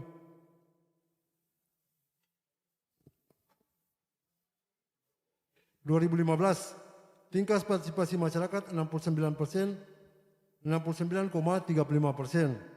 Kemudian 2017, 74,89%. 2018, 74,92%. Dan 2020, 76,13%. Dilihat dari persentase itu berarti keterlibatan dari masyarakat dan peran aktif dari semua pihak terhadap pelaksanaan pemilu di Indonesia dapat dikatakan sudah berjalan dengan baik. Namun ke depan dukungan dari semua pihak maupun elemen-elemen dalam proses penyelenggaraan pemilu sangat diharapkan sehingga tingkat partisipasi masyarakat dapat tetap dilaksanakan. Untuk pemerintah sendiri, ada beberapa hal yang menjadi tanggung jawab dan perhatian dari baik pemerintah pusat maupun pemerintah daerah. Yang pertama yaitu ketersediaan anggaran. Itu bagi pelaksanaan pemilu. Yang kedua, menjaga stabilitas keamanan pada saat pelaksanaan pemilu. Yang ketiga, menjaga netralitas terhadap ASN. Seperti yang tadi Pak Enal sampaikan, Pak Mantan Ketua, karena memang selama ini berproses di KPU bersama-sama. Kemudian yang terakhir, memberikan data pemilih kepada KPU dalam melaksanakan pemilu. Jadi pada prinsipnya pemerintah dalam melaksanakan tugas dan tanggung jawab, terutama pada saat pemerintah daerah, selain penyelenggara yang telah disampaikan oleh KPU maupun Bawaslu maupun DKPP, pemerintah daerah juga berkewajiban mensosialisasikan terkait pentahapan pemilu maupun bagi pelaksanaan pemilu, kapan, kemudian mekanismenya, terutama bagi pemilih pemula. Mungkin itu saja beberapa hal yang terkait dengan tugas dan tanggung jawab pemerintah, selain bersama-sama dengan elemen-elemen yang lain, terutama bagi penyelenggara pemilihan umum di Indonesia. Demikian yang dapat kami sampaikan, kita kembalikan ke Pak Moderator, nanti berkembang sesuai. Terima kasih. Baik, terima kasih Pak Yan. Beliau menyampaikan bahwa telah banyak upaya pemerintah yang telah dilakukan untuk turut mendorong peningkatan partisipasi pemilu. Oleh karena itu memang dibutuhkan juga peran aktif dari seluruh elemen bersama-sama dengan pemerintah untuk bisa mendorong peningkatan partisipasi politik masyarakat. Selanjutnya yang terakhir ya, the last but not least, dan ini penting sekali karena salah satu penyebab angka kuantitatif terkait dengan partisipasi politik atau partisipasi pemilu adalah soal data. Kadang-kadang partisipasinya sudah bagus, tapi karena datanya kadang-kadang tidak berkualitas, ada yang double dan seterusnya, pada akhirnya secara kuantitatif partisipasinya rendah dan seterusnya. Oleh karena itu pembicara kita yang berikut adalah Pak Halil Tianotak SE, beliau adalah Koordif Teknis Penyelenggara Pemilu KPU Provinsi Maluku. Beliau akan memberikan pengantar terkait data pemilih berkualitas dan pemilu berkualitas. Silakan Pak Halil. Assalamualaikum warahmatullahi wabarakatuh. Pak Rektor yang saya hormati, Pak Nal Ringi Purwarin, Pak Doktor. Beliau ini adalah senior saya di KPU Kota Ambon periode 2008 sampai dengan 2014. Jadi beliau ini yang mendidik saya, yang memotivasi saya, dan memperkenalkan saya terhadap segala aturan dan segala tahapan menyangkut dengan pemilihan umum. Karena saat itu saya masuk memang saya punya bekal dalam hal pelaksanaan pemilu itu belum ada. Jadi beliau ini yang mendidik saya. Jadi di Kota Ambon dulunya itu saya tidak pernah menganggap beliau sebagai rekan, tetapi beliau sebagai senior di KPU Kota Ambon. Yang berikut Ketua Bawaslu Kota Ambon yang juga merupakan rekan saya dulu di waktu di Kota Ambon. Walaupun kadang-kadang rekomendasi yang dikeluarkan kepada kita kadang-kadang nyelekit juga, tetapi overall itu sangat membantu menjamin kualitas pemilu semakin baik. Pak Switela dari unsur pemerintah, lalu kemudian Pak Moderator, memang pelaksanaan pemilu ini kualitas demokrasi salah satu ukurannya adalah tingkat partisipasi. Nah, tingkat partisipasi yang digunakan adalah tingkat partisipasi pemilih dalam pemilihan maupun dalam pemilu. Jadi kita membagi pemilihan itu adalah untuk pemilihan kepala daerah, sementara pemilu itu untuk pemilihan umum, legislatif dan eksekutif, DPR dan presiden.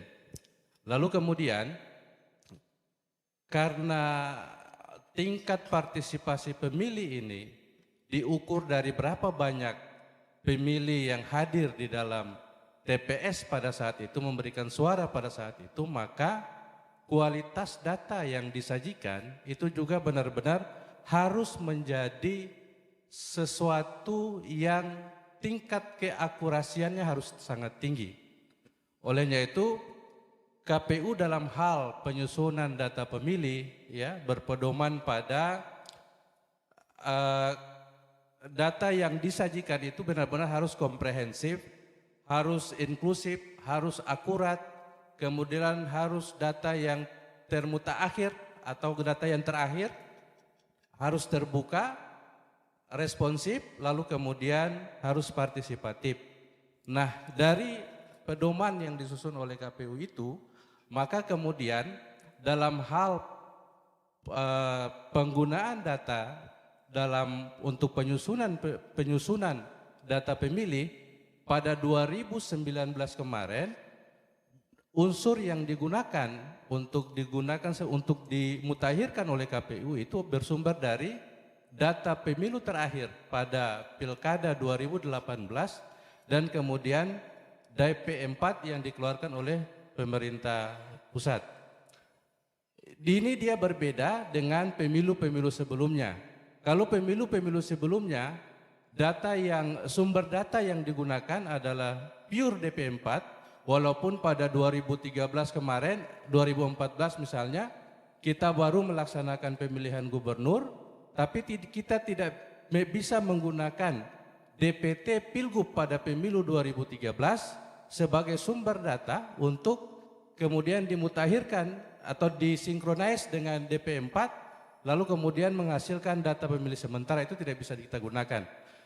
Nah, tapi undang-undang terakhir nomor 7 tahun 2017 menyangkut dengan pemilu itu, kemudian sudah menyatakan bahwa sumber data untuk kepentingan pemilu pada penyusunan daftar pemilih adalah dua sumber yang saya sebutkan tadi. Nah, olehnya itu setelah penyusunan data itu disinkronis oleh KPU, diturunkan kepada KPU kabupaten kota untuk selanjutnya dimutakhirkan lewat pencocokan dan penelitian, lalu terbitlah DPS atau daftar pemilih sementara. Nah, proses-proses ini memang membutuhkan keterlibatan masyarakat, partisipasi masyarakat, masukan dan partai politik, ya, sehingga apakah data yang telah dicocokkan oleh PPDP KPU sampai dan yang dalam bentuk door to door ke rumah-rumah itu benar-benar sudah tersaji termutakhir mungkin atau belum? Sudah akurasi atau belum? Nah, inilah kemudian banyak rekomendasi yang dikeluarkan oleh Bawaslu menyangkut dengan pembenaran-pembenaran data yang kita lakukan diakibatkan daripada kerja PPDP itu tidak maksimal dalam hal pendataan yang telah dilakukan. Ya. Nah, memang masalahnya kemudian pada saat kita melakukan penyusunan DPS, kadang-kadang partai politik itu tidak pernah memberikan masukan terhadap pengalaman saya selama di Ambon dan di Provinsi Maluku, itu terhadap pemilih yang belum didata pada saat DPS. Pada saat DPS nanti munculnya itu pada saat penetapan DPT ya Pak Jen ya. Itu biasanya munculnya itu pada saat penetapan DPT. Itu baru kemudian ada komplain dari partai politik bahwa nama-namanya, padahal ini kan sudah berlangsung beberapa waktu, ada DPS, lalu kemudian ada DPS HP, daftar pemilih hasil perbaikan, yang ini semuanya diumumkan, ada DPT. Nah, kalaupun DPT juga tidak terdata, memang ada kebijakan KPU dalam hal dijadikan sebagai data tambahan, data pemilih tambahan itu sudah dimasukkan. Nah, lagi-lagi pada pemilu 2014 kalau tidak salah, itu kita ketemukan nanti menjelang hari H itu ada orang demo di Waiheru kalau tidak salah, bahwa ada pemilih yang tidak terdaftar karena tidak ada namanya dalam DPT. Ya. Jadi saya meminta kepada teman-teman sekalian yang kebetulan hari ini ada pimpinan partai politik, ada unsur pemerintah yang hadir di sini, supaya tolong cermati DPS yang telah dikeluarkan oleh KPU. Kan data yang dikeluarkan KPU itu kan sebenarnya bisa digunakan untuk membuat peta blok dukungan kepada masing-masing calon anggota legislatif sendiri, sehingga dia bisa memetakan sebenarnya orangnya ada nggak di situ. Ya. Kalau misalnya ini mau kerja-kerja politik, ya, karena data itu data yang terbuka, bukan data yang tertutup. Ya. Nah, itu masalah kita. Nah, akurasi data memang juga kemudian pada 2019 kita menemukan ada pemilih yang dia telah memenuhi syarat sebagai pemilih tetapi tidak punya KTP elektronik. Ini soal juga. Kalau pada pemilu 2014 ya, orang yang tidak memiliki KTP elektronik itu kita bisa wadahi, itu kalau tidak salah surat keterangan yang dikeluarkan oleh Capil pada saat itu. Ya. Tapi pada pemilu ini tidak bisa karena data elektronik, KTP elektronik itu lalu kemudian harus ada NIK-nya. Ya. Sementara dulu surat keterangan itu yang dikeluarkan itu kadang-kadang tidak ada NIK-nya. Cuma nomor KK-nya mungkin ada, NIK-nya tidak ada. Lalu kemudian ada yang di beberapa daerah RT-nya itu 000. RT-nya 000, RW 000. Itu ada di Buru Selatan, SBT, Buru, lalu kemudian di MTB, MBD, hampir semua kabupaten itu ada. Data yang paling akurat adalah RT, RW-nya itu yang mungkin saya dapat di Kota Ambon. Maluku Tengah pun masih RT, RW 00. Dalam KTP itu kelihatan. Nah, inilah yang kemudian menjadi penyebab, salah satu penyebab keakurasian data yang kita miliki. Ya. Ini salah satu, bukan satu-satunya penyebab. Namun dengan keterbatasan, lalu kemudian pemutakhiran yang dilakukan oleh KPU ini dalam menyongsong pemilu 2024 sesuai dengan Undang-Undang Nomor 7 2017, itu juga KPU telah membuat kebijakan untuk pemutakhiran data berkelanjutan. Pemutakhiran data berkelanjutan ini yang akan digunakan oleh KPU nantinya pada pemilu 2024 untuk kemudian disinkronis dengan DP4 yang selanjutnya akan menjadi DPS setelah dicocokkan nantinya di sana. Ini lalu kemudian juga KPU punya namanya Sidali, ya. Sidali ini untuk satu platform yang dibuat oleh KPU untuk memantau dan juga ingin masyarakat bisa berpartisipasi dalam hal jika namanya tidak terdaftar dalam DPT, itu bisa menggunakan aplikasi Sidali untuk kemudian diupload, dilaporkan dengan menyertakan data-data yang jelas untuk kemudian diperbaiki datanya. Nah, ini korelasinya kenapa sampai bisa seperti itu, data yang valid menyebabkan tingkat partisipasi dapat terukur dengan valid juga, karena kalau misalnya data sudah tidak lagi ada penyimpangan, misalnya tingkat keakurasiannya sudah bisa 80%, 80 sampai 82%, kita tidak bisa bilang sampai 100% karena juga KPU hanya memutakhirkan data itu kalau pemilu 2009 itu 19 itu sekitar 2 tahun. Pemerintah RI yang membuat EKTP wallahu alam sampai sekarang udah selesai apa belum. Ya.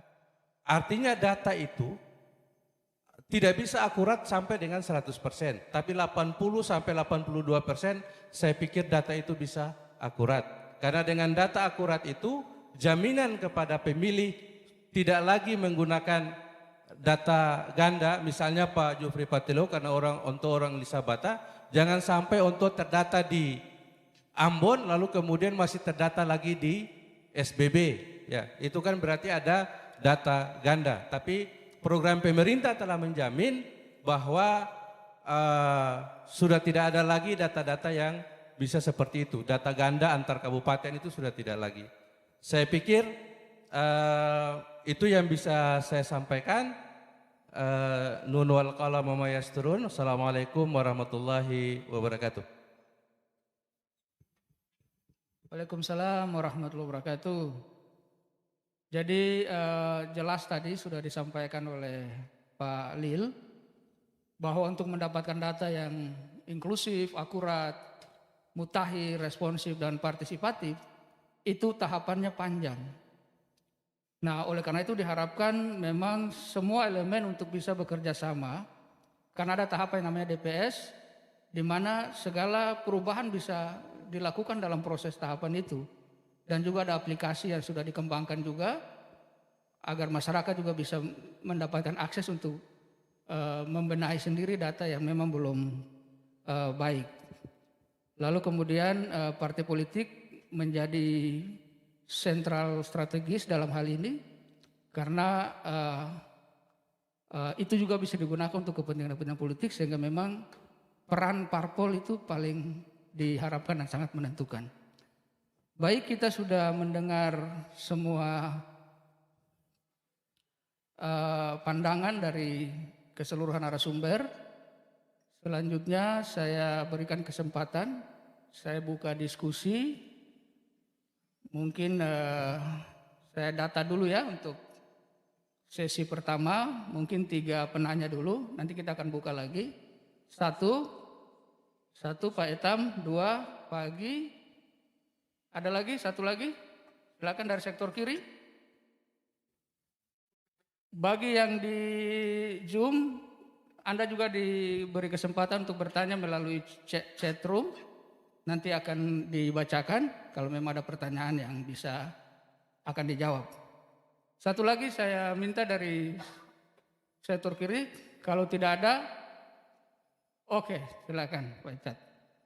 Yang pertama saya kasih kesempatan untuk Etam, mohon perkenalkan nama dari mana, baru ajukan pertanyaan. Silakan.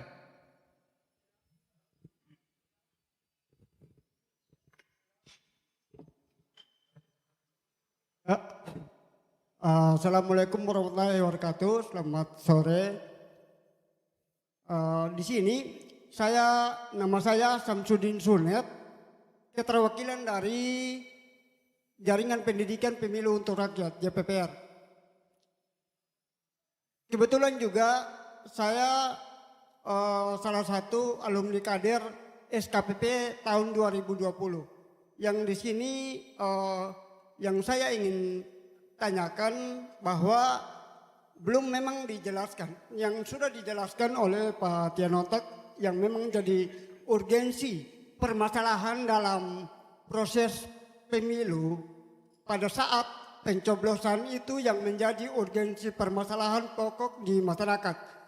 Yang perlu kita sebagai fungsi kontrol dan pengawasan, salah satu perpanjangan dari Bawaslu juga dan dari JPPR untuk bagaimana berpartisipasi untuk mengawasi jangan sampai timbul kegaduhan di masyarakat pada saat pemilihan nanti. Pertama, harus melakukan pemutakhiran data dengan baik agar di DPT itu jangan sampai ketimpangan ada nama yang double atau apa. Itu pertama. Bagaimana cara kita harus dari partisipasi untuk menjaga jangan sampai timbul persoalan-persoalan di waktu proses pencoblosan nanti. Itu pertama. Kedua, sekarang ini masih dalam kategori COVID-19. Memang belum dijelaskan. Tapi nanti pada saat pemilihan tahun 2014, langkah-langkah apa untuk harus kita melakukan pengawasan dalam arti bahwa pencoblosan karena ini pada saat COVID, karena nanti masyarakat mau ingin kandidatnya pasti menang. Nah, olehnya itu kalau dengan proses permasalahan COVID-19 ini pada ketentuan KPU untuk tahu pemerintah bahwa hindari kerumunan. Lalu kita sebagai masyarakat atau perpanjangan tangan dari penyelenggara bisa melakukan langkah-langkah apa. Mungkin itu demikian. Pastabikul Harap. Wassalamualaikum warahmatullahi wabarakatuh. Waalaikumsalam. Selanjutnya Pak Fagi silakan persingkat pertanyaannya dan perjelas. Ditujukan kepada siapa ya? Ya.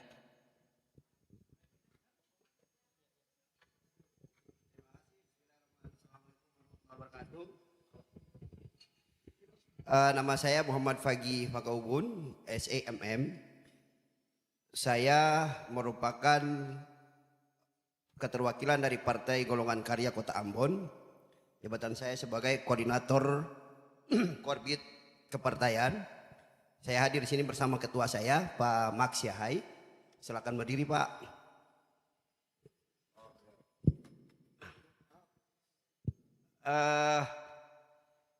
Pertanyaan saya mungkin agak random ke semua narasumber. Apa yang disampaikan para narasumber tadi, bagi saya sebagian itu sangat setuju dan memang itulah konsep bagaimana menstimulus partisipasi publik dalam proses politik.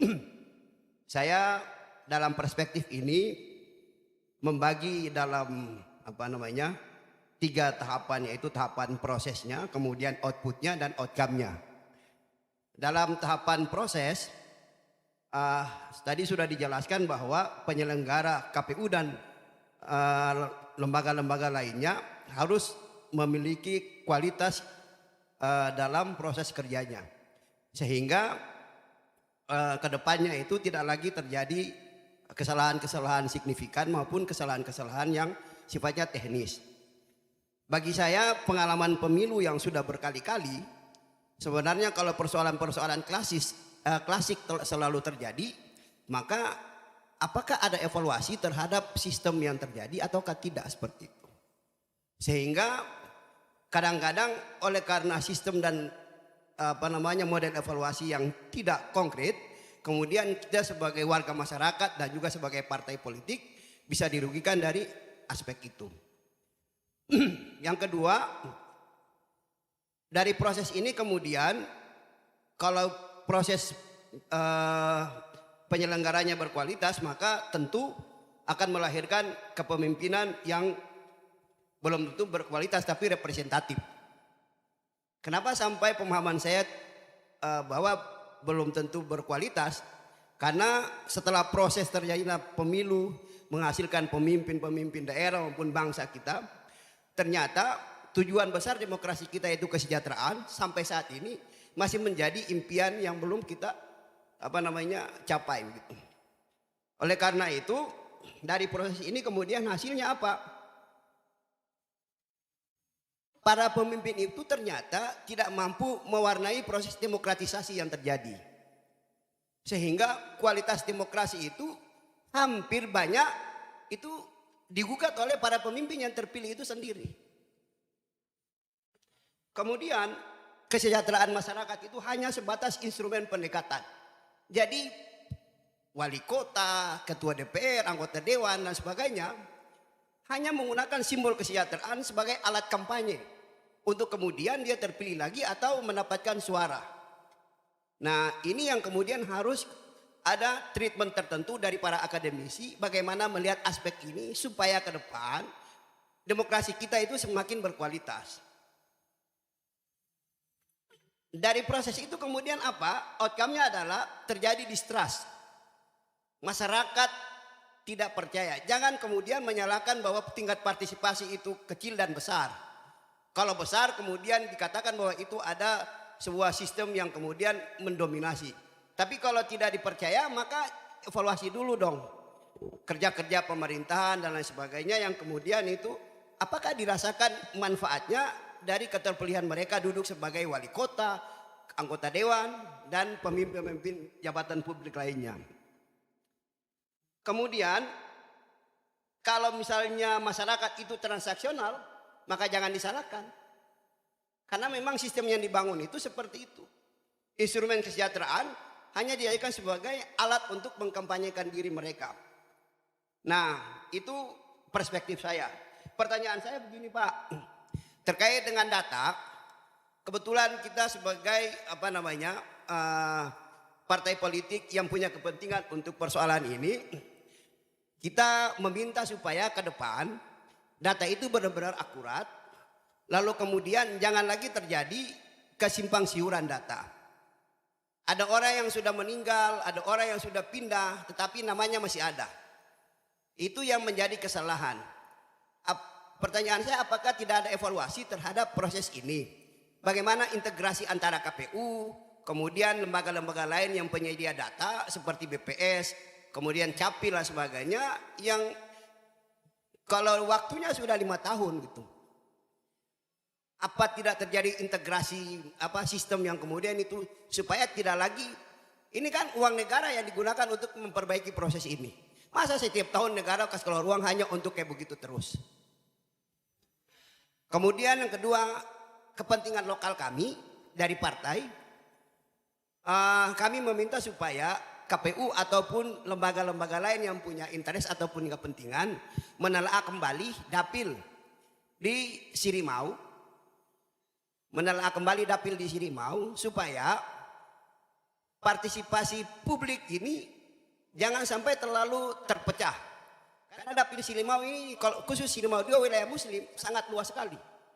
Oleh karena itu misalnya kita tidak ini ya, tapi kita bisa lihat irisannya.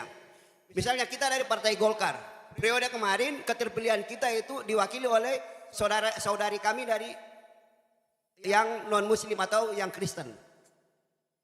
Kita wilayah muslim itu kalau dilihat di Sirimau 2 wilayahnya cukup besar. Bagaimana mungkin aspirasi masyarakat muslim yang begitu dominan di Sirimau 2 ini bisa diwakili dengan satu orang yang sudah tentu bukan tinggal di wilayah muslim begitu. Nah, ini persoalan kecil yang kemudian itu harus dijadikan alasan dasar untuk kemudian bisa tidak ditelah ulang dapil Sirimau ini supaya lebih representatif, lebih mewakili, dan mungkin secara politis menguntungkan bagi partai politik. Mungkin itu, terima kasih banyak. Wassalamualaikum warahmatullahi wabarakatuh. Terima kasih.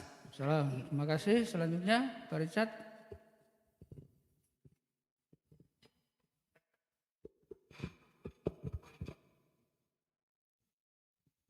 Ya, terima kasih Pak Moderator, para narasumber yang saya hormati, Bapak Ibu, saudara-saudara sekalian dari parpol maupun undangan. Saya nama lengkapnya Richard Sipahelut, Wakil Ketua Komisi Informasi Provinsi Maluku. Ya, tadi banyak hal yang sudah disampaikan oleh Bapak dari Partai Golkar juga sebetulnya adalah bagian juga dari yang ingin saya sampaikan. Tetapi mungkin saya lebih nanti akan masuk kepada wilayah kerja saya begitu. Kalau kita bicara soal partisipasi politik, Pak, mungkin memang kita harus lebih banyak berpikir soal yang namanya edukasi terhadap pemilih. Saya kira itu sudah perlu saya sampaikan, tadi sudah disampaikan oleh para narasumber. Tetapi paling tidak kita berpikir soal bagaimana masyarakat ini diedukasi yang dilakukan oleh partai politik. Karena ini juga adalah bagian dari partai politik yang bukan saja KPU yang harus melakukan sosialisasi ataupun edukasi, tetapi partai politik terutama. Artinya apa? Saya mau bilang bahwa kita tidak mungkin bisa menuai kalau kita tidak bisa menabur. Itu yang pertama. Yang berikut, bahwa kalau kita bicara soal partisipasi politik, saya harus bilang Pak, saya tinggalnya itu di Kudamati. Wilayah di tempat saya tinggal itu wilayah di bawah garis kemiskinan. Dari 1000 kakak misalnya, itu 90% itu di bawah garis kemiskinan. Nah, yang tadi ketakutan-ketakutan untuk nanti terjadi money politics ataupun apa namanya yang digambarkan sebagai bagaimana meningkatkan kesejahteraan itu, kemudian akan terwujud melalui 50.000 yang tadi disampaikan oleh Pana. Nah, ini akibat dari apa? Partisipasi politik yang bagi mereka sebetulnya sudah tidak ada. Mereka mau ikut memilih kalau ada asupan dana gitu, asupan amplop. Saya pengalaman melihat itu. Bahkan saya tangkap bahasa sendiri orangnya. Hari itu saya mencoba untuk memanggil aparat, lalu kemudian dia menarik kembali. Saya bilang walaupun Anda menarik, saya bisa laporkan Anda. Ya. Itu saya harus bilang, Pak, saya ketika melakukan pemantauan terhadap proses-proses demokrasi, saya kira ini banyak hal yang pasti terjadi di dalam setiap momen itu. Apalagi dalam tahun 2024 ini serentak. Ya. Ini akan sangat menguras tenaga dan waktu maupun materi. Kemarin saja di 2019 itu sangat banyak petugas partai, petugas pemilu itu yang tumbang. Kenapa? Karena memang kesiapan secara fisik itu tidak ada. Nah, ini mungkin juga harus dipikirkan oleh pihak penyelenggara supaya jangan sampai kemudian akibat daripada pemilu serentak yang semakin banyak ini juga akan semakin banyak yang tumbang hanya karena kecapean dan sebagainya. Itu harus dipikirkan. Yang berikut bahwa ketika kita berbicara soal bagaimana masyarakat itu tidak bisa memilih, ya, terkadang dia mengabaikan yang namanya DPT dan DPS. Ketika dia namanya tidak ada di DPS, dia masa bodoh juga. Kenapa? Karena di dalam pikiran dia percuma dia mengikuti pemilu. Kenapa? Fakta-fakta itu sangat mendukung. Ketika banyak yang menjadi anggota dewan, ada hal-hal yang tadinya ketika dia datang ke masyarakat hanya sekedar lip service, menjanjikan hal-hal. Ini yang membuat masyarakat menjadi kecewa. Ya, apalagi dengan persoalan terakhir ini, ada anggota dewan yang terlibat dalam kasus. Ya, itu saya kira ini juga merupakan indikasi-indikasi juga yang paling tidak akan menjadi konsumsi masyarakat. Jadi ketika kita berbicara soal bagaimana politik itu dia berkualitas, pemilu dia berkualitas, maka harus benar-benar berkualitas dalam menghasilkan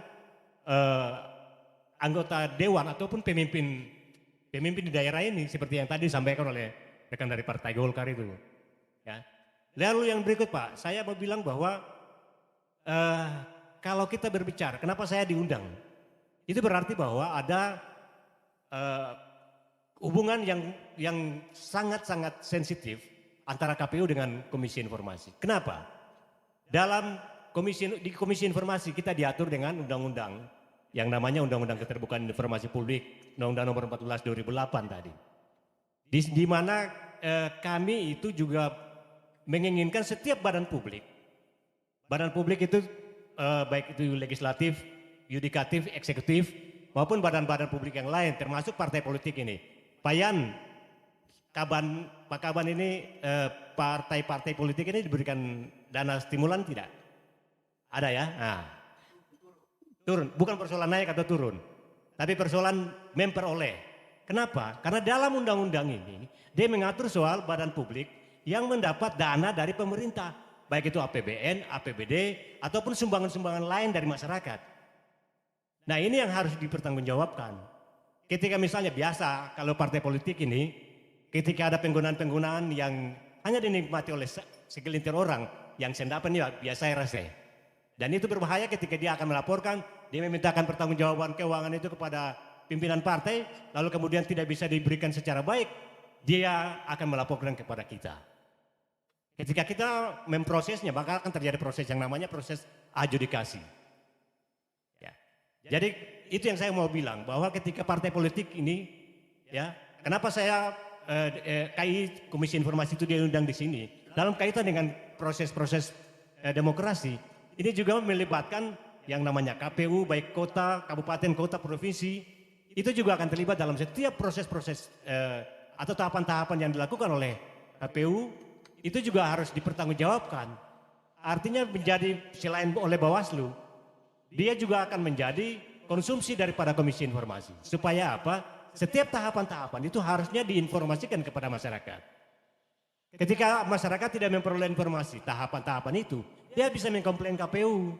Ya, ketika mengkomplain KPU juga akan menjadi sengketa informasi dengan ya, dan yang akan dilaporkan kepada kita di Komisi Informasi.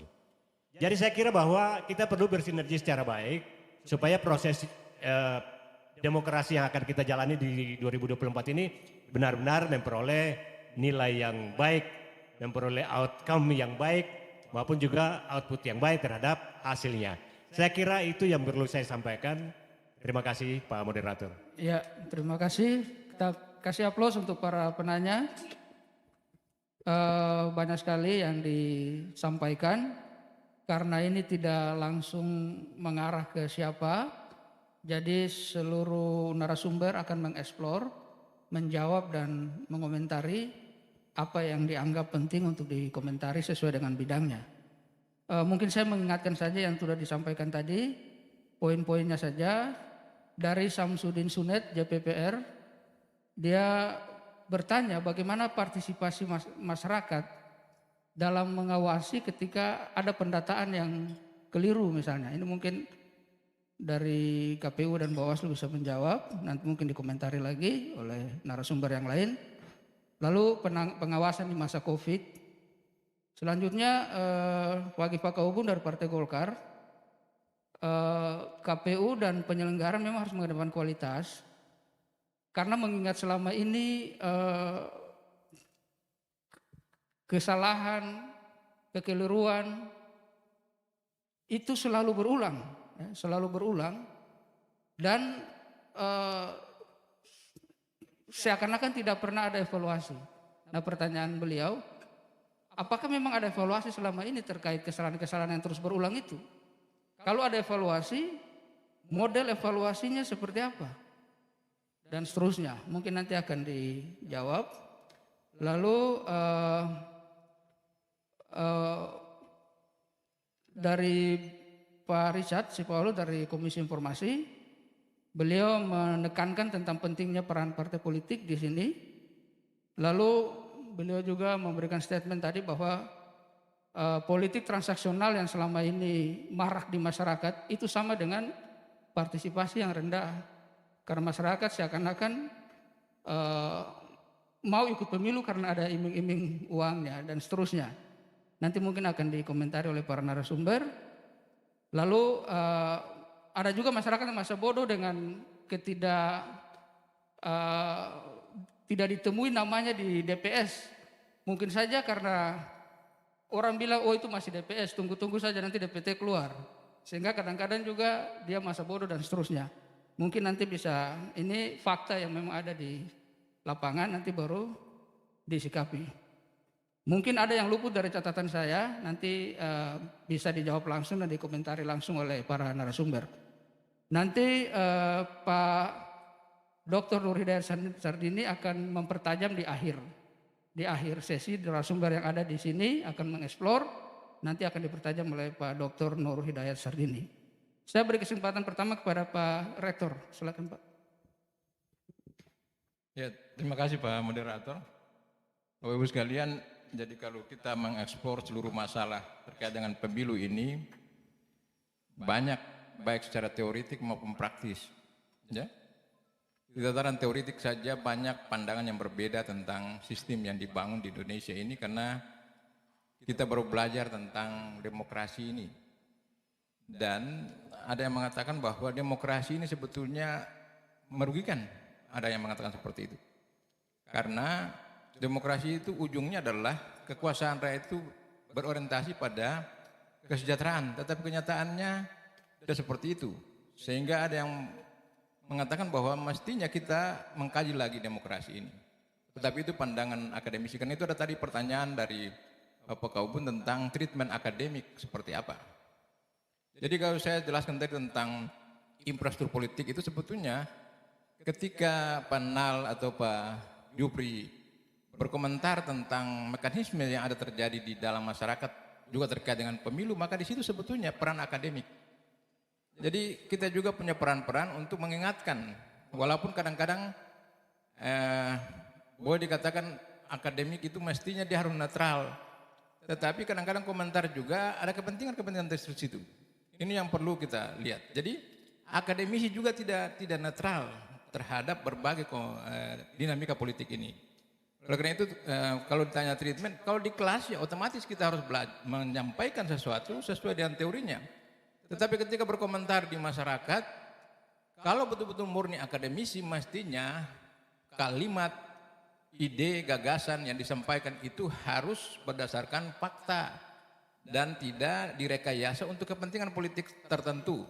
Itu baru akademisi. Karena akademisi itu mestinya dia netral sama sekali, tidak punya kepentingan apa-apa.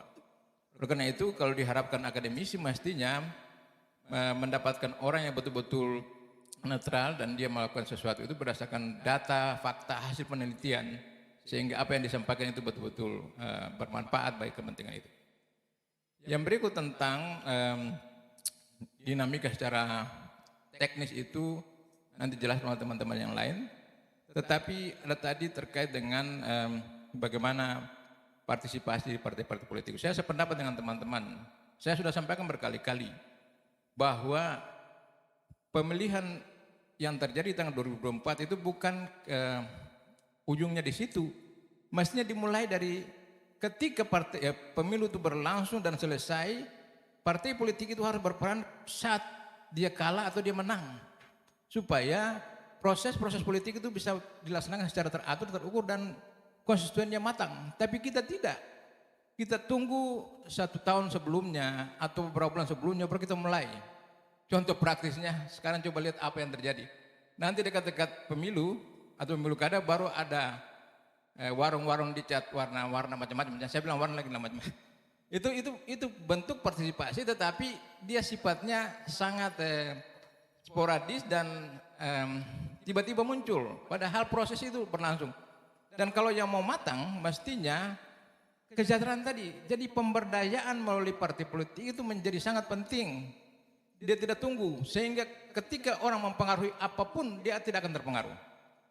Saya sering bilang begini, politik sekarang ini ibarat kita kasih makan ayam. Ya Bapak Ibu perhatikan. Ayam itu ketika kita pelihara, kalau kita kasih makan, dia makan dan dia kenal kita.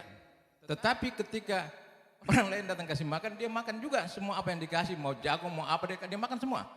Ini fakta.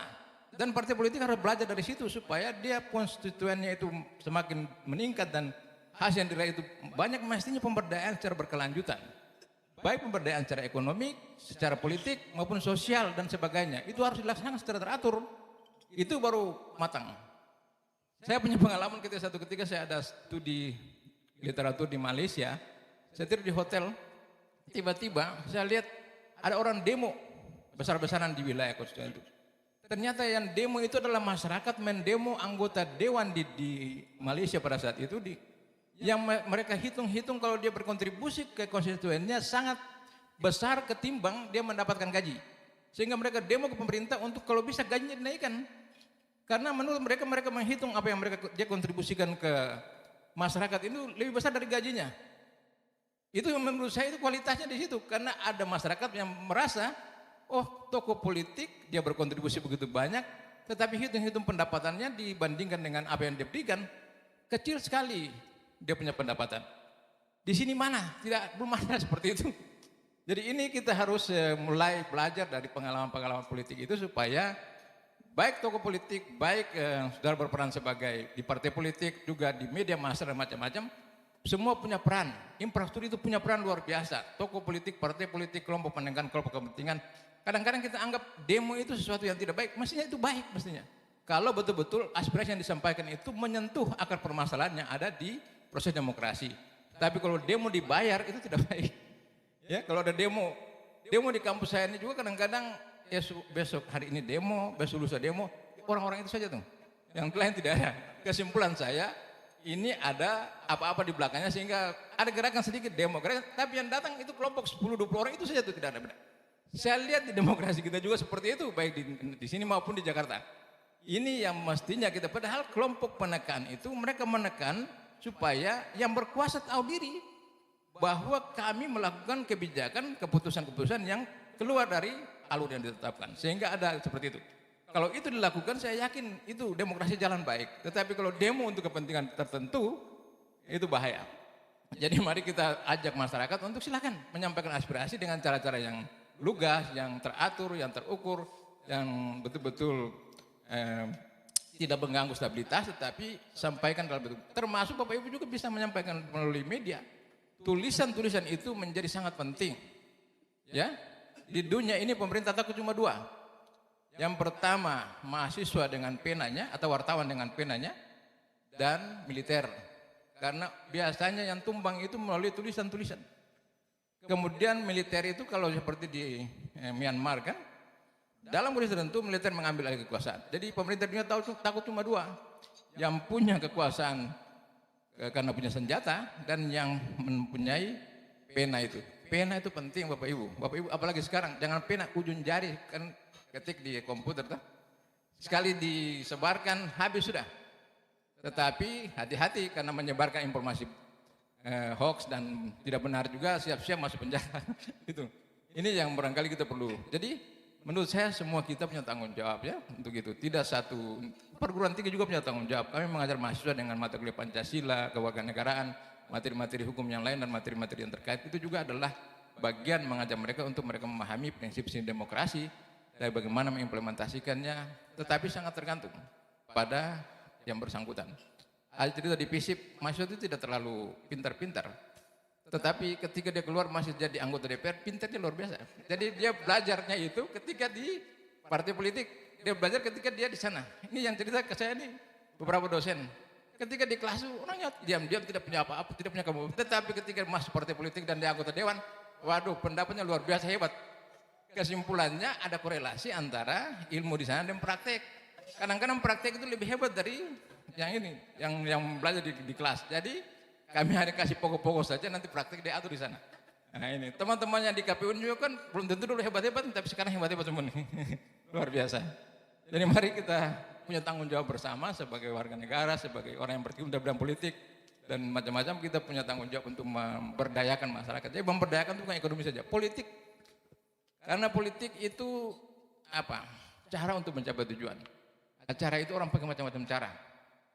Tapi kalau caranya itu dia menimbulkan masalah, mestinya tidak dimanfaatkan, digunakan.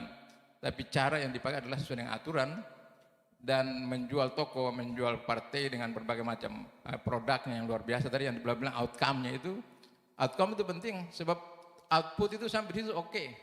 Tapi outcome-nya itu manfaatnya masyarakat tidak ada, itu yang mereka tidak percaya kepada partai politik.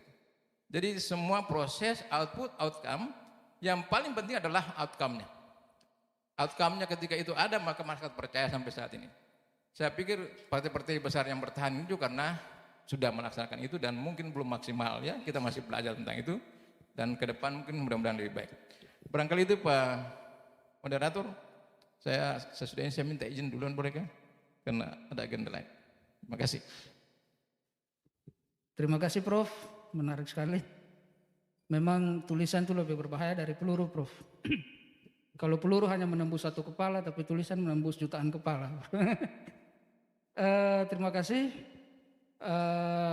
Sebagai informasi bahwa Pak Dr. Nur Hidayat Sardini sudah izin karena ada kegiatan yang lain. Jadi mungkin kita optimalkan yang di sini. Mungkin Prof juga sebentar lagi ada kegiatan. Selanjutnya mungkin sebelum hal-hal teknis dijawab, kita melangkah dulu ke Pak Dr. Jainal Areng Furwarin. Silakan Pak. Baik, terima kasih Pak Rektor. Kalau beliau sedang menuju ke kegiatan yang lain, kita berikan keluangan hati kita untuk beliau setelah beliau meresponi pertanyaan tadi, dan saya ingin masuk di pertanyaan KPI. Mesti difahami KPI atau Komite Penyiaran Indonesia itu hadir untuk menjaga netralitas pemberitaan dan penyampaian informasi terhadap peserta pemilu. Jadi di dalam ketentuan undang-undang yang belum pernah saya lupa itu, semua peserta pemilu berhak diperlakukan sama, termasuk pilkadanya dan pilpresnya. Jadi kualitas demokrasi kita itu juga menggarisbawahi bahwa di luar penyelenggara ini, termasuk penyelenggara harus netral. Kemudian KPI-nya mengatakan ke media elektronik dan media massa bahwa memperlakukan semua pasangan peserta itu dengan netral. Maka kalau beritanya hanya untuk saya dan Pak Rektor saja, misalnya saya dan beliau mencalonkan diri di katakanlah misalnya pilkada kota ke depan misalnya, ya misalnya gitu, jangan Bapak kenal beliau dan saya lalu berita saya aja dengan beliau, itu Bapak juga tidak netral di situ. Medianya juga harus dikasih penalti karena melakukan tebang pilih. Itu namanya kehadiran KPI itu. Jadi bukan asal bunyi tapi memperlakukan seluruh pasangan calon atau peserta pemilu, entah itu pilpres, ya pilkada maupun pemilu legislatif secara proporsional. Jadi misalnya begini, kalau ada reklame partainya 12-12-nya semuanya dikasih, Anda minta meja membuat penawaran, diserahkan klausulnya dan proposalnya. Nanti kalau partainya tidak menggunakan, itu salahnya dia. Seperti itu, dan itu kita lakukan selama ini yang saya pahami dengan kehadiran KPI itu Pak. Jadi KPI itu makhluk yang bermaksud untuk membuat pemberitaannya netral yang diberikan dari setiap meja untuk pasangan calon. Jadi pasangan calon dalam demokrasi saya ingatkan diberlakukan sama. Jangan gara-gara incumbent lalu kemudian diberlakukan seperti anak mas, lalu yang kemudian yang baru bertanding disebut sebagai anak perunggu atau anak itu kayu seperti itu tidak benar. Itu harus fair dan diperlakukan sama, dan itu KPI harus mengawal ini.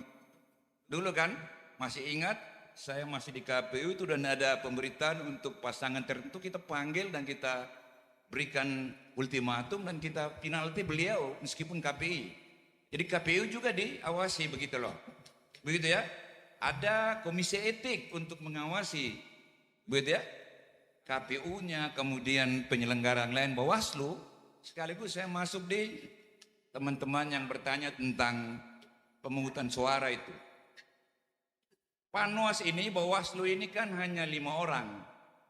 Maka pengawasan partisipatif itu penting. Saya biasanya menyebutkan ke Ibu Tuti dan dulu Pak Abdullah Eli bahwa mata dan telinganya Panwas adalah masyarakat.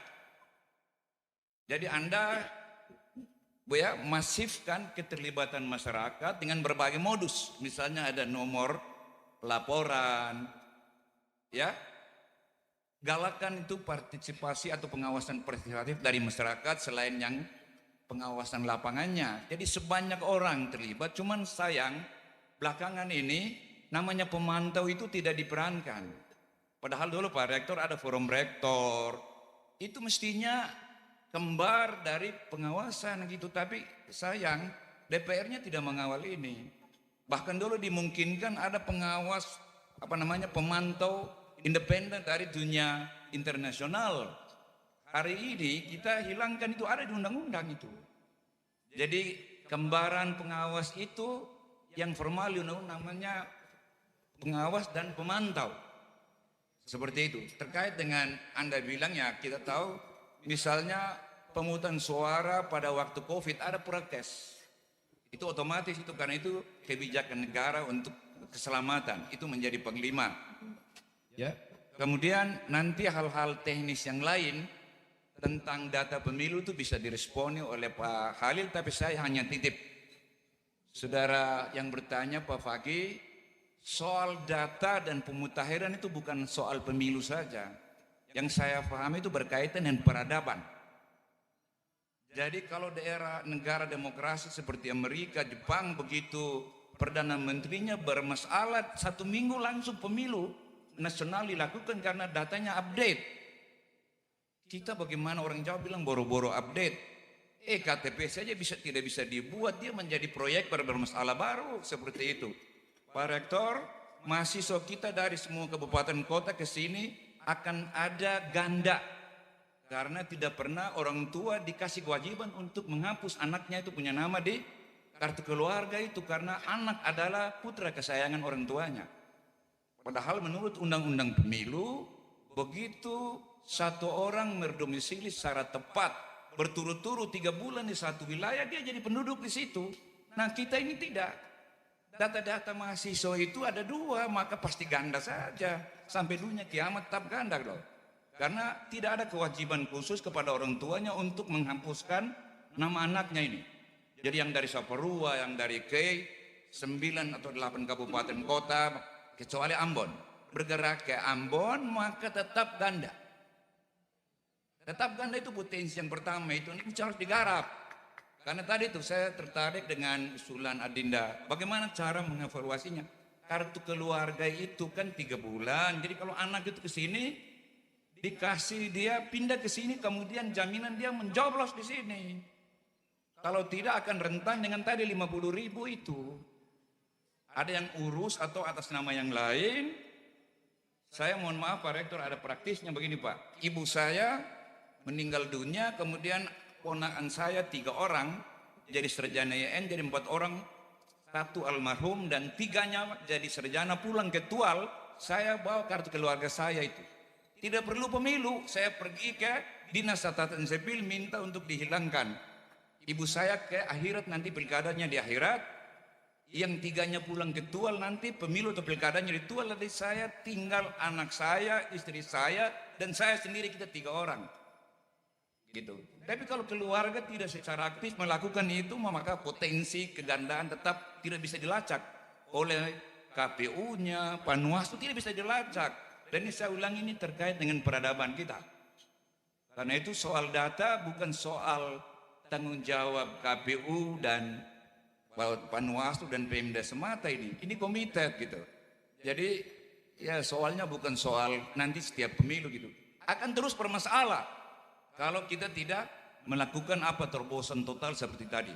Saya kira itu yang bisa saya sampaikan. Hal lain, mohon maaf, ini hal-hal praktis yang terkait dengan usulan apa ada evaluasi atau tidak. Satu bentuk evaluasi tadi itu. Silakan semua keluarga mengupdate kalau anaknya datang kuliah di daerah lain. Hilangkan anak itu. Nanti waktu dia pulang sebagai sarjana, masukkan lagi. Seperti itu. Dan saya kira itu bisa difasilitasi oleh Dukcapil dengan koneksi dengan pendataan di kementerian. Itu tidak terjadi. Saya kira itu ya. Pak Rektor, mohon maaf. Wabillahi taufiq wal hidayah. Wassalamualaikum warahmatullahi wabarakatuh. Izin. Pak Rektor, terima kasih. Selamat jalan Pak Rektor. Iya, menarik sekali apa yang disampaikan oleh Pak Dr. Jainal. Ya, kita sama-sama mendengar tadi. Dan selanjutnya masih ada narasumber yang akan memberikan respon. Tapi mungkin yang teknis, karena teknis ini sangat menarik, kita taruh di belakang. Saya kasih kesempatan buat Pak Yan dulu untuk memberikan komentar terhadap beberapa pertanyaan tadi. Silakan Pak Yan. Baik, terima kasih Pak Moderator. Saya langsung saja dari berbagai pertanyaan yang disampaikan. Jadi pada prinsipnya pemerintah berkepentingan sekali terhadap partisipasi masyarakat. Karena semakin besar partisipasi masyarakat terhadap pelaksanaan pemilu maupun pilkada, semakin baik bagi kinerja pemerintah. Tetapi di satu sisi juga, pasangan calon maupun partai politik sangat berkepentingan. Kenapa? Terkait dengan suara. Sehingga dia keterkaitan tadi dengan yang disampaikan Pak dari Golkar. Kenapa pada saat sudah terpilih tidak ada evaluasi? Padahal sebenarnya hasil dari pemilu maupun pilkada ini outputnya yaitu orang-orang yang di eksekutif maupun legislatif yang punya kepentingan dan kompetensi untuk mengevaluasi semua itu. Jadi pada prinsipnya sama-sama mempunyai kepentingan. Tinggal dari rekan-rekan dari partai politik maupun pasangan-pasangan calon melihat dari sisi yang mana. Dan kemudian lembaga dari KPI memberikan penilaian maupun gambaran terhadap apa yang dilihat maupun dipantau. Kemudian terkait dengan data-data pemilu maupun pilkada, seperti yang disampaikan dari Pak ini dari KPU Provinsi, proses-proses pentahapan pemutahiran data telah dilakukan, baik dari KPU maupun dari Bawaslu. Kenapa? Karena dari pada saat DP4 kemudian disampaikan kepada PPS tingkat desa kelurahan maupun sampai dengan PPK, kadang tidak menjadi perhatian dari masyarakat ataupun bagi yang berkepentingan dari tim sukses dari bakal calon maupun partai-partai politik. Nanti pada saat terakhir, pada saat DPT, baru dipermasalahkan, sementara pentahapan itu sudah melalui berbagai proses. Nah, sehingga itu lewat forum-forum ini baik dari pemerintah, tim penyelenggara pemilu, partai politik maupun tim-tim sukses, mari kita sama-sama untuk melaksanakan sosialisasi terhadap kepentingan bersama. Dan apabila dari hasil output dari pemilu maupun pilkada juga bisa dievaluasi menjadi masukan bagi Bapak Ibu di partai politik maupun di pasangan calon sebagai kepala daerah. Itu saja beberapa yang mau disampaikan. Kemudian juga terkait dengan penjelasan tadi terkait parpol, ketentuan-ketentuan parpol telah diatur baik dari undang-undang maupun Permendagri yang telah disampaikan. Maka tadi kita bilang ada. Oke, demikian Pak. Keep. Oh ya. Yang lama ya. Baik Pak Ica, mungkin itu yang dapat saya sampaikan. Sepertinya sampaikan. Terima kasih. Terima kasih Pak Yan. Selanjutnya kita melangkah ke jawaban terhadap hal-hal yang lebih teknis ya. Saya serahkan kesempatan ini pada Pak Jen Latukonsina, Ketua Bawaslu Kota Ambon untuk menjawab beberapa pertanyaan tadi. Silakan. Terima kasih Kepada Dr. Jupri Petilo. Ya, menyangkut dengan Saudara Samsudin Sunet. Sebenarnya ini pertanyaannya kepada penyelenggara teknis ini KPU. Tapi biasanya menyangkut data pemilih kalau saat pencoblosan dan sebagainya, itu baik KPU dan Bawaslu itu diarahkan untuk tidak berdebat. Karena kita penyelenggara mengutamakan asas penyelenggara, yakni asas tertib. Ada kasus-kasus yang misalkan saya dapat di lapangan, ada pemilih karena bekerja di Ambon, di Lahat tidak salah untuk bandara, perbaikan bandara, lalu kemudian meminta untuk mencoblos karena mereka punya pilihan juga. Kami bilang harus punya A5. Nah, kesalahannya bukan di kami, pada mereka, karena mereka dari sana, mereka warga di Jawa atau di Sulawesi, Kalimantan, itu juga ada KPU dan Capil di sana yang memberikan sosialisasi maupun partai. Jadi bukan kami. Kami tidak dari Bawaslu tidak berani untuk mendesak KPU untuk menggunakan hak pilih tanpa A5 atau surat pindah pemilih itu. Jadi ada hal-hal teknis. Kemudian ada juga tidak punya macam-macam, datang tidak punya A5, paksa-paksa. Kami tetap pada prinsipnya, tapi asas tertib. Dan kami memang diarahkan dari pimpinan pusat maupun provinsi untuk tertib, tidak bersikeras bikin kacau di TPS. Tapi pada prinsipnya kami sudah melewati pentahapan itu, apalagi data pemilih itu meskipun bukan pentahapan, dari saat ini sudah data pemilih berkelanjutan. Jadi kepada saudara partai politik yang memang senantiasa hadir, Kadang-kadang juga ada teman-teman tidak hadir, nanti hari H baru marah-marah. Tapi dimintakan juga kepada saudara punya kepentingan untuk mendata teman-teman yang keluarga handai tolan yang sudah punya hak pilih untuk diintegrasikan dalam data pemilih berkelanjutan sesuai dengan prosedur yang berlaku. Kemudian yang sudah pindah status TNI Polri, kemudian pindah domisili, atau dari TNI Polri integrasi lagi kepada sipil, yang sudah kawin itu harus dilaporkan untuk bisa masuk ke data pemilih. Karena ini terkait dengan kepentingan teman-teman partai, bagaimana mendata atau mapping untuk suara. Kami punya kepentingan mendengar semua stakeholder untuk kemudian mengintegrasikan, tapi saudara punya kepentingan mendapat suara, sehingga kemudian bisa mendapat kursi. Menyangkut dengan evaluasi, saya cuma bisa menangkap bahwa saudara Pagi biasa mengkritisi juga menyangkut penyelenggara. Ya, sepanjang penyelenggara ini kalau tidak baik, berpihak bisa dilaporkan di DKPP, bahkan dalam proses-proses rekrutmen penyelenggara pemilu baik itu Bawaslu dan KPU itu biasa ada laporan masuk. Saya juga kemarin dapat laporan masuk bukan dari eksternal tapi dari internal. Itu masalah-masalah pribadi saya yang orang bilang haram-teme, tapi tidak ada dari eksternal. Nah itu juga dari teman-teman saya dari Bawaslu Kabupaten Kota lain dilaporkan dari eksternal, baik itu dari partai maupun stakeholder KPU Ormas. Saya kira itu penting untuk menjaga kualitas daripada penyelenggara pemilu agar mereka punya independensi, punya integritas untuk bekerja tidak berpihak.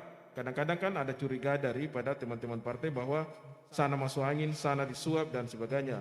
Nah kalau memang masuk angin disuap, tolong ada pembuktiannya kemudian dilaporkan di DKPP. Dan proses DKPP itu tidak lama, cepat. Apalagi menyangkut dengan gratifikasi barang dan uang. Ada TPD, tim pemeriksa daerah. Setiap tahun di Maluku itu ada. Ada kemarin di KPU salah satu kabupaten kota yang kemudian diberhentikan juga terkait dengan gratifikasi uang dan sebagainya. Ada juga Bawaslu juga begitu, ada di peringatan keras sampai Bawaslu, 2 Bawaslu, saya tidak perlu sebutkan, ada yang diberikan peringatan keras, sampai kemungkinan juga tidak bisa mengikuti seleksi berikutnya, tapi saya tidak usah sebutkan. Menyangkut dengan dapil, dapil ini menyangkut dengan pendekatan-pendekatan kelompok dan sebagainya, itu seingat saya sudah 2 kali saya mengikutinya dan disosialisasikan oleh KPU. Kita juga hadir Pak Fakia, dan di situ juga PKS ketika ditanya, ya karena kan saya juru bicara KPU ya bukan ya, ada masukan partai yang punya konstituen Muslim, saudara ketua diam-diam saja. Nah itu kalau waktu itu kalau saudara Fagi hadir ya 2 kali, zaman Pak Syukur saya hadir, dan zaman Pak Halil sebelum pindah naik kelas di provinsi itu dilakukan sosialisasi. Sosialisasi itu melibatkan kami, ada KPU juga, ada partai. Tapi ketika ditanyakan kepada yang PKS konstituen Muslim, dia tidak komplain. Nah saya kira itu masukan yang sangat cerdas daripada saudara Fagi. Di kemudian hari juga memang partai itu ada partai basis petani, basis agama, memang perlu wakilnya. Nah itu, saya kira itu masukan yang cerdas. Akan juga dipikirkan oleh komisioner KPU. Kalau nanti kan ada 2024, ada pasti desain dapil lagi. Itu diserahkan kepada KPU, dan kita stakeholder KPU maupun Bawaslu dan partai punya kepentingan untuk juga mencermatinya, mengkritisinya. Apa yang memang dia komprehensif, yang terpenting dia sesuai dengan undang-undang kepemiluan, menyangkut dengan itu demokrasi konsesional disebut ya, bagaimana mengakomodasi kepentingan etnis, agama dan suku dalam hal demikian, itu dipertimbangkan. Menyangkut dengan saudara Richard, memang kita perlu menginformasikan pentahapan pemilu. Ya saudara Richard selalu melihat bagaimana kok bukan pencitraan ketua Bawaslu setiap saat posting. Ada memang Facebook resmi dari Bawaslu Kota, ada Instagram, ada juga WhatsApp dalam rangka untuk mensosialisasikan berbagai kegiatan. Kami dengan KPU maupun dengan TNI Polri maupun dengan partai, verifikasi partai, kami selalu mensosialisasikan. Lebih banyak di media sosial karena memang era saat ini era media sosial yang banyak kemudian menghadirkan suplai informasi dari kami di media sosial itu. Jadi kalau ada yang kurang memang kami perlu masukan. Terima kasih dari Pak Komisioner KIP Provinsi Maluku, Pak Rizal. Terima kasih, itu dari kami. Assalamualaikum warahmatullahi wabarakatuh. Ya, banyak sekali disampaikan tadi. Selanjutnya untuk melengkapinya Pak Lil dari KPU Provinsi.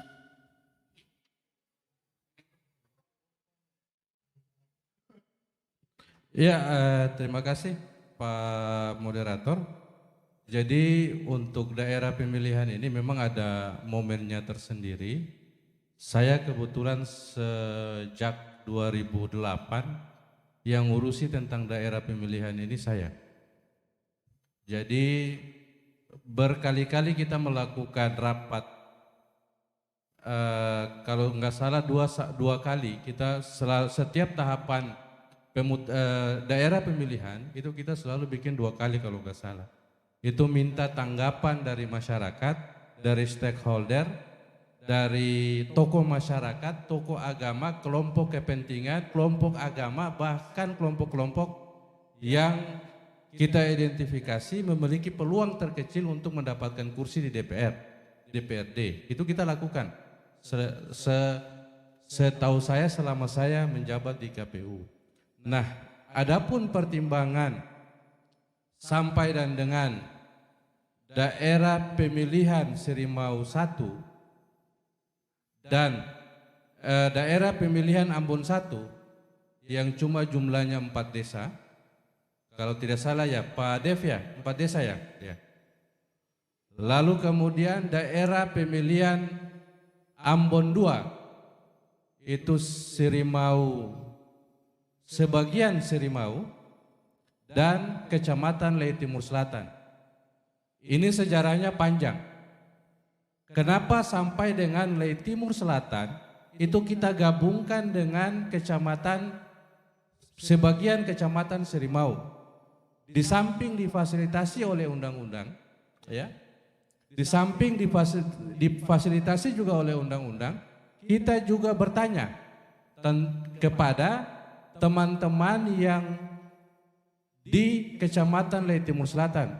Karena sampai dengan hari ini kalau tidak salah, bahwa Kecamatan Lei Timur Selatan itu jumlah penduduknya itu hanya bisa dapat 1 kursi maksimal kalau tidak salah. Begitu Pak Dev ya? Karena datanya sudah di kota saya di provinsi ini ngurus yang lebih besar ya, bukan ngurus lagi di Kecamatan Lei Timur Selatan. Nah, ini yang kemudian kita pertimbangkan, salah satu syarat untuk digabungkan menjadi satu daerah pemilihan adalah akses transportasi, kesejarahan, kesinambungan, kohesivitas, itu kita pertimbangkan secara keseluruhan. Kita meminta kepada masyarakat Lei Timur Selatan sebagai kelompok minoritas, ya, karena mereka ini berada di satu kecamatan tapi jumlah penduduk sedikit. Sebagai kelompok minoritas, apakah tetap dengan dapil yang ada, artinya dapil 2009. Dapil Lei Timur Selatan ini kan baru kita pecah di pemilu 2014 kalau tidak salah. Karena 2009 dia masih masuk dapil Kecamatan Serimau. Batas kursinya saat itu adalah 14. Memungkinkan dari undang-undang. Tetapi ketika dia Kecamatan Serimau itu lebih dari 12 seperti syarat Undang-Undang Nomor 7 tahun 2017, maka otomatis harus dipecah. Ya, awalnya memang dipecah menjadi bagian Kecamatan Serimau, 4 desa yang ada di sini, lalu sebagian Kecamatan Serimau yang digabungkan menjadi dengan Kecamatan Lei Timur Selatan. Kami juga berpikir bahwa apakah Kecamatan Lei Timur Selatan ini bisa bergabung dengan Kecamatan Nusanewe karena aksesnya juga ada.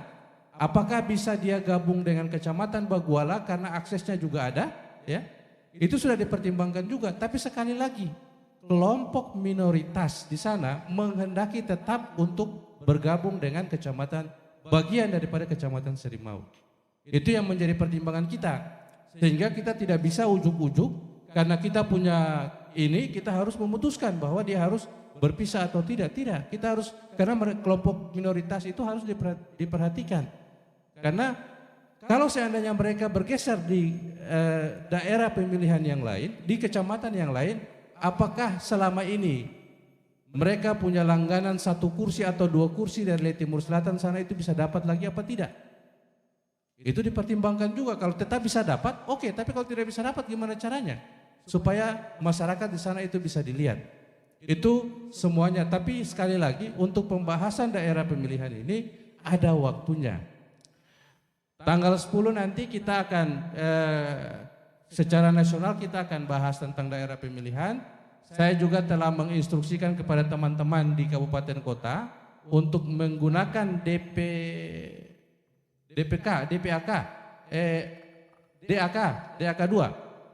2 semester pertama dan semester kedua 2021 untuk membuat simulasi terhadap jumlah kursi dan setiap daerah pemilihan. Ya, jumlah kursi DPRD kabupaten dulu, baru kemudian jumlah kursi yang disimulasikan per daerah pemilihan di masing-masing kabupaten tersebut. Nah, ini nanti kita akan minta masukan dan tanggapan dari teman-teman semua pimpinan partai politik. Jadi karena Pak Faki sudah menyinggung lebih awal, saya berharap pada saat KPU Kota Ambon mengadakan kegiatan itu harus hadir untuk kemudian menyampaikan aspirasinya pada saat itu. Mumpung 2024 masih tahapannya masih beberapa waktu lagi. Lalu kemudian bicara tentang hasil pemilu orang yang terpilih. Mohon maaf, orang yang terpilih itu sebenarnya bukan domainnya KPU, bukan domainnya Bawaslu. Ya, karena orang yang terpilih bagus dan tidaknya itu lihat di proses rekrutmen calon yang dilakukan oleh partai politik. Pada saat pencalonan itu ada formulir yang diisi oleh partai politik yang menyatakan bahwa penjaringan bakal calon ini telah dilakukan secara demokratis. Pertanyaannya, demokratisnya itu ukurannya bagaimana? Itu masalah internal partai politik, bukan urusan KPU. KPU hanya mengawal. Partai politik ini ini orang-orang yang ikut kontestasi, ya. Ini orang-orang yang ikut kontestasi, difasilitasi, dimasukkan dalam DCS, dimasukkan dalam DCT, lalu kemudian dicetakkan surat suaranya, lalu kemudian setelah di surat suara, lalu kemudian nanti pada saat pemilihan baru kemudian masyarakat pilih. Tapi orang yang masuk di surat suara itu bukan milik kita, itu milik partai. Kalau DPD milik warga masyarakat yang berkeinginan menjadi anggota DPD. Kalau kepala daerah partai politik atau gabungan politik yang mengusung kepala daerah, ya, atau calon perseorangan yang mengusulkan. Sama sekali untuk orang-orang yang mencalonkan dan dicalonkan itu tidak ada penyelenggara pemilu yang terlibat di situ. Ya. Jadi hasil itu sebenarnya kalau menurut saya itu tamparan buat partai politik. Kenapa partai politik merekrut orang-orang seperti itu sehingga hasilnya seperti ini, begitu, ya, kayak begitu Pak, ini ya, ya. Jadi itu yang biasa saya sampaikan. Lalu yang berikutnya menyangkut dengan kegandaan DPT. Ini orang yang bertanya juga sudah jalan.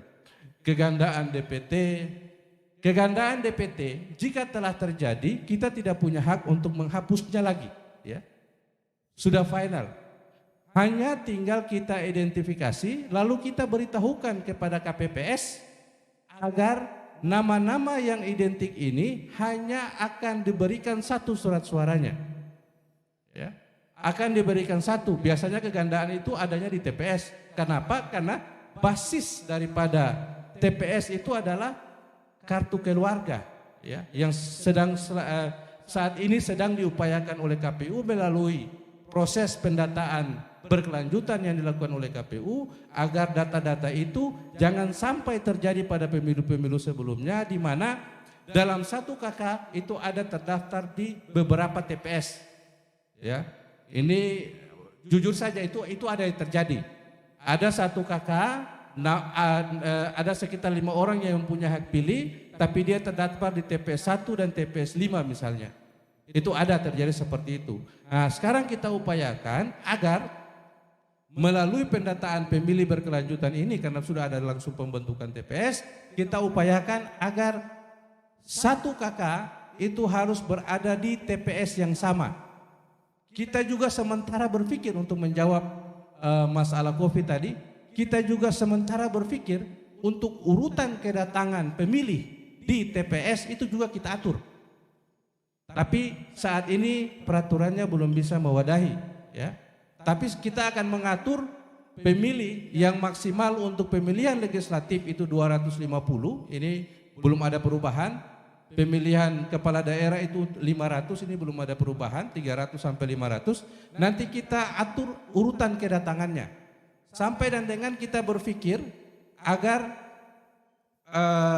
dalam undangan itu kita sudah bisa dalam C pemberitahuan, itu bukan lagi C6 ya, namanya sekarang C pemberitahuan. C pemberitahuan itu kan sudah isi juga menyangkut dengan jam berapa dia harus hadir. Kenapa? Karena pada saat hari pemungutan suara ya, itu hari yang diliburkan. Bukan hari libur tapi hari yang diliburkan. Sehingga kita bisa mengatur. Tapi sekali lagi ini belum menjadi kebijakan dari KPU RI. Ya. Lalu menyangkut dengan menjawab dengan segala tahapan, seluruh tahapan yang dilakukan oleh KPU itu kita informasikan kepada publik melalui ya, media massa, media elektronik, lalu kemudian ada pamflet, ada baliho. Kita tidak menunjukkan kepada satu lembaga pun untuk menginformasikan segala tahapan ini dia berjalan. Tapi kita menginformasikan secara keseluruhan kepada masyarakat bahwa tahapan-tahapan yang sementara dikerjakan oleh KPU ini adalah ABCD. Nah, makanya jadwal tahapan dan kebijakan itu kita masukkan dalam web kita. Tahapan dan jadwal. KPU sedang bikin apa? Lihat rujukannya di tahapan dan jadwal. KPU sedang bikin ini. Kecuali informasi-informasi yang dikecualikan oleh undang-undang. Salah satu diantaranya adalah menyangkut dengan data penduduk. Bahwa nomor NIK-nya itu tidak boleh ditampilkan. Itu tidak benar-benar kita tidak bisa keluarkan. Harus kita bintang-bintang, baru kemudian kita sampaikan untuk sebagai bentuk perlindungan kepada data pemilih, ya. Sebagai warga negara kita harus itu. Lalu mungkin ada yang pertanyaan juga dari teman-teman dari tempat lain di Zoom bahwa menyangkut dengan kapan DP4 diterima kemudian DP4 sebagai sumber PPDP. Nah, untuk mendapatkan DP4 ya, DP4 ini kan menurut Undang-Undang 2017 bahwa KPU mendapatkan DP4 sebagai data awal untuk melakukan pemutakhiran data pemilih adalah 16 bulan sebelum hari pencoblosan. Lalu kemudian dilakukan sinkronisasi data, lalu kemudian diturunkan sampai dengan tingkat kabupaten kota, lalu kemudian dilakukan pencocokan dan penelitian sampai dan dengan keluar DPT. Namun untuk saat ini untuk melakukan PPDP, pemutakhiran data pemilih yang berkelanjutan ini, yang digunakan adalah data-data hasil pemilu terakhir bagi daerah yang sedang melaksanakan pemilihan pada tahun 2019 kemarin, 2020 kemarin. Itu data awalnya. Data awalnya yang digunakan, lalu kemudian KPU itu juga kan mendapatkan data secara periodik dari Kementerian Urusan Dalam Negeri secara 6 bulan sekali, ya, yang kemudian diturunkan untuk dilakukan pemutakhiran terhadap data pemilih. Saya pikir itu jawaban singkatnya, nanti jawaban ininya akan dijelaskan kemudian. Saya pikir itu ya Pak Dokter ya. Terima kasih. Ada satu pertanyaan yang belum dijawab, saya lupa, umur ya, masuk 63 ini jadi sudah lupa mengenai banyak anggota TPS yang tewas. Jadi pemilu kemarin itu kan mencengangkan seperti orang berperang. Padahal pemilu itu kan pesta, mestinya orang bergembira dan orang sehat selamat. Tapi baru pernah terjadi di demokrasi kita yang canggih itu banyak orang yang tewas dan kemudian tidak bisa diatopsi. Itu pertanyaan. Dan karena itu jangan diulangi sejarah ini, kalau dia serentak maka mesti dibuat jeda. Waktu kami dulu itu mesti stay dulu di TPS, masuk ke PPS, setelah dirampungkan di sana baru naik di PPK. Sekarang kan dia terjun bebas dari TPS langsung ke atas, maka insya Allah banyak orang wafat lagi kalau bapak-bapak tidak memberikan jeda. Begitu ya. Sekali ini saya usulkan kalau ada yang meninggal dunia bikin autopsi, ada biaya untuk bisa diotopsi. Mengapa ini? Begitu capainya mereka sehingga mereka meninggal dunia karena di tempat lain pemilu itu sebuah event pesta dan membuat orang jadi sehat, sejahtera dan hidup. Kok kita di sini sangat gegap gempita sampai orang meninggal dunia, itu pemilu kayak apa ini? Dan itu pekerjaan rumah yang belum pernah dibahas, seolah-olah sesuatu yang given, sesuatu yang alamiah dan mamamia begitu. Padahal itu ironi demokrasi itu, dan kita seolah-olah tabu seperti itu. Tapi saya percaya satu saat ya pemerintahan berganti-berganti, demokrasi canggih, maka sejarah akan mengaudit kebobrokan pemilu yang menyebabkan banyak orang meninggal itu. Boleh catat ini. Saatnya sejarah akan mengaudit tentang kebobrokan penyelenggaraan pemilu yang menyebabkan banyak orang di TPS meninggal. Itu hampir sama dengan perang Vietnam seperti itu, dan itu jumlahnya sangat masif, tapi penyelenggaranya seolah-olah sesuatu yang natural saja seperti itu. Saya tidak tahu apa yang menyebabkan seperti itu. Tidak ada orang yang bahas pasca pemilu saat itu yang gagap gempita orang hadir. Dari segi teorisasi yang kita pelajari, justru pemilu yang demokratis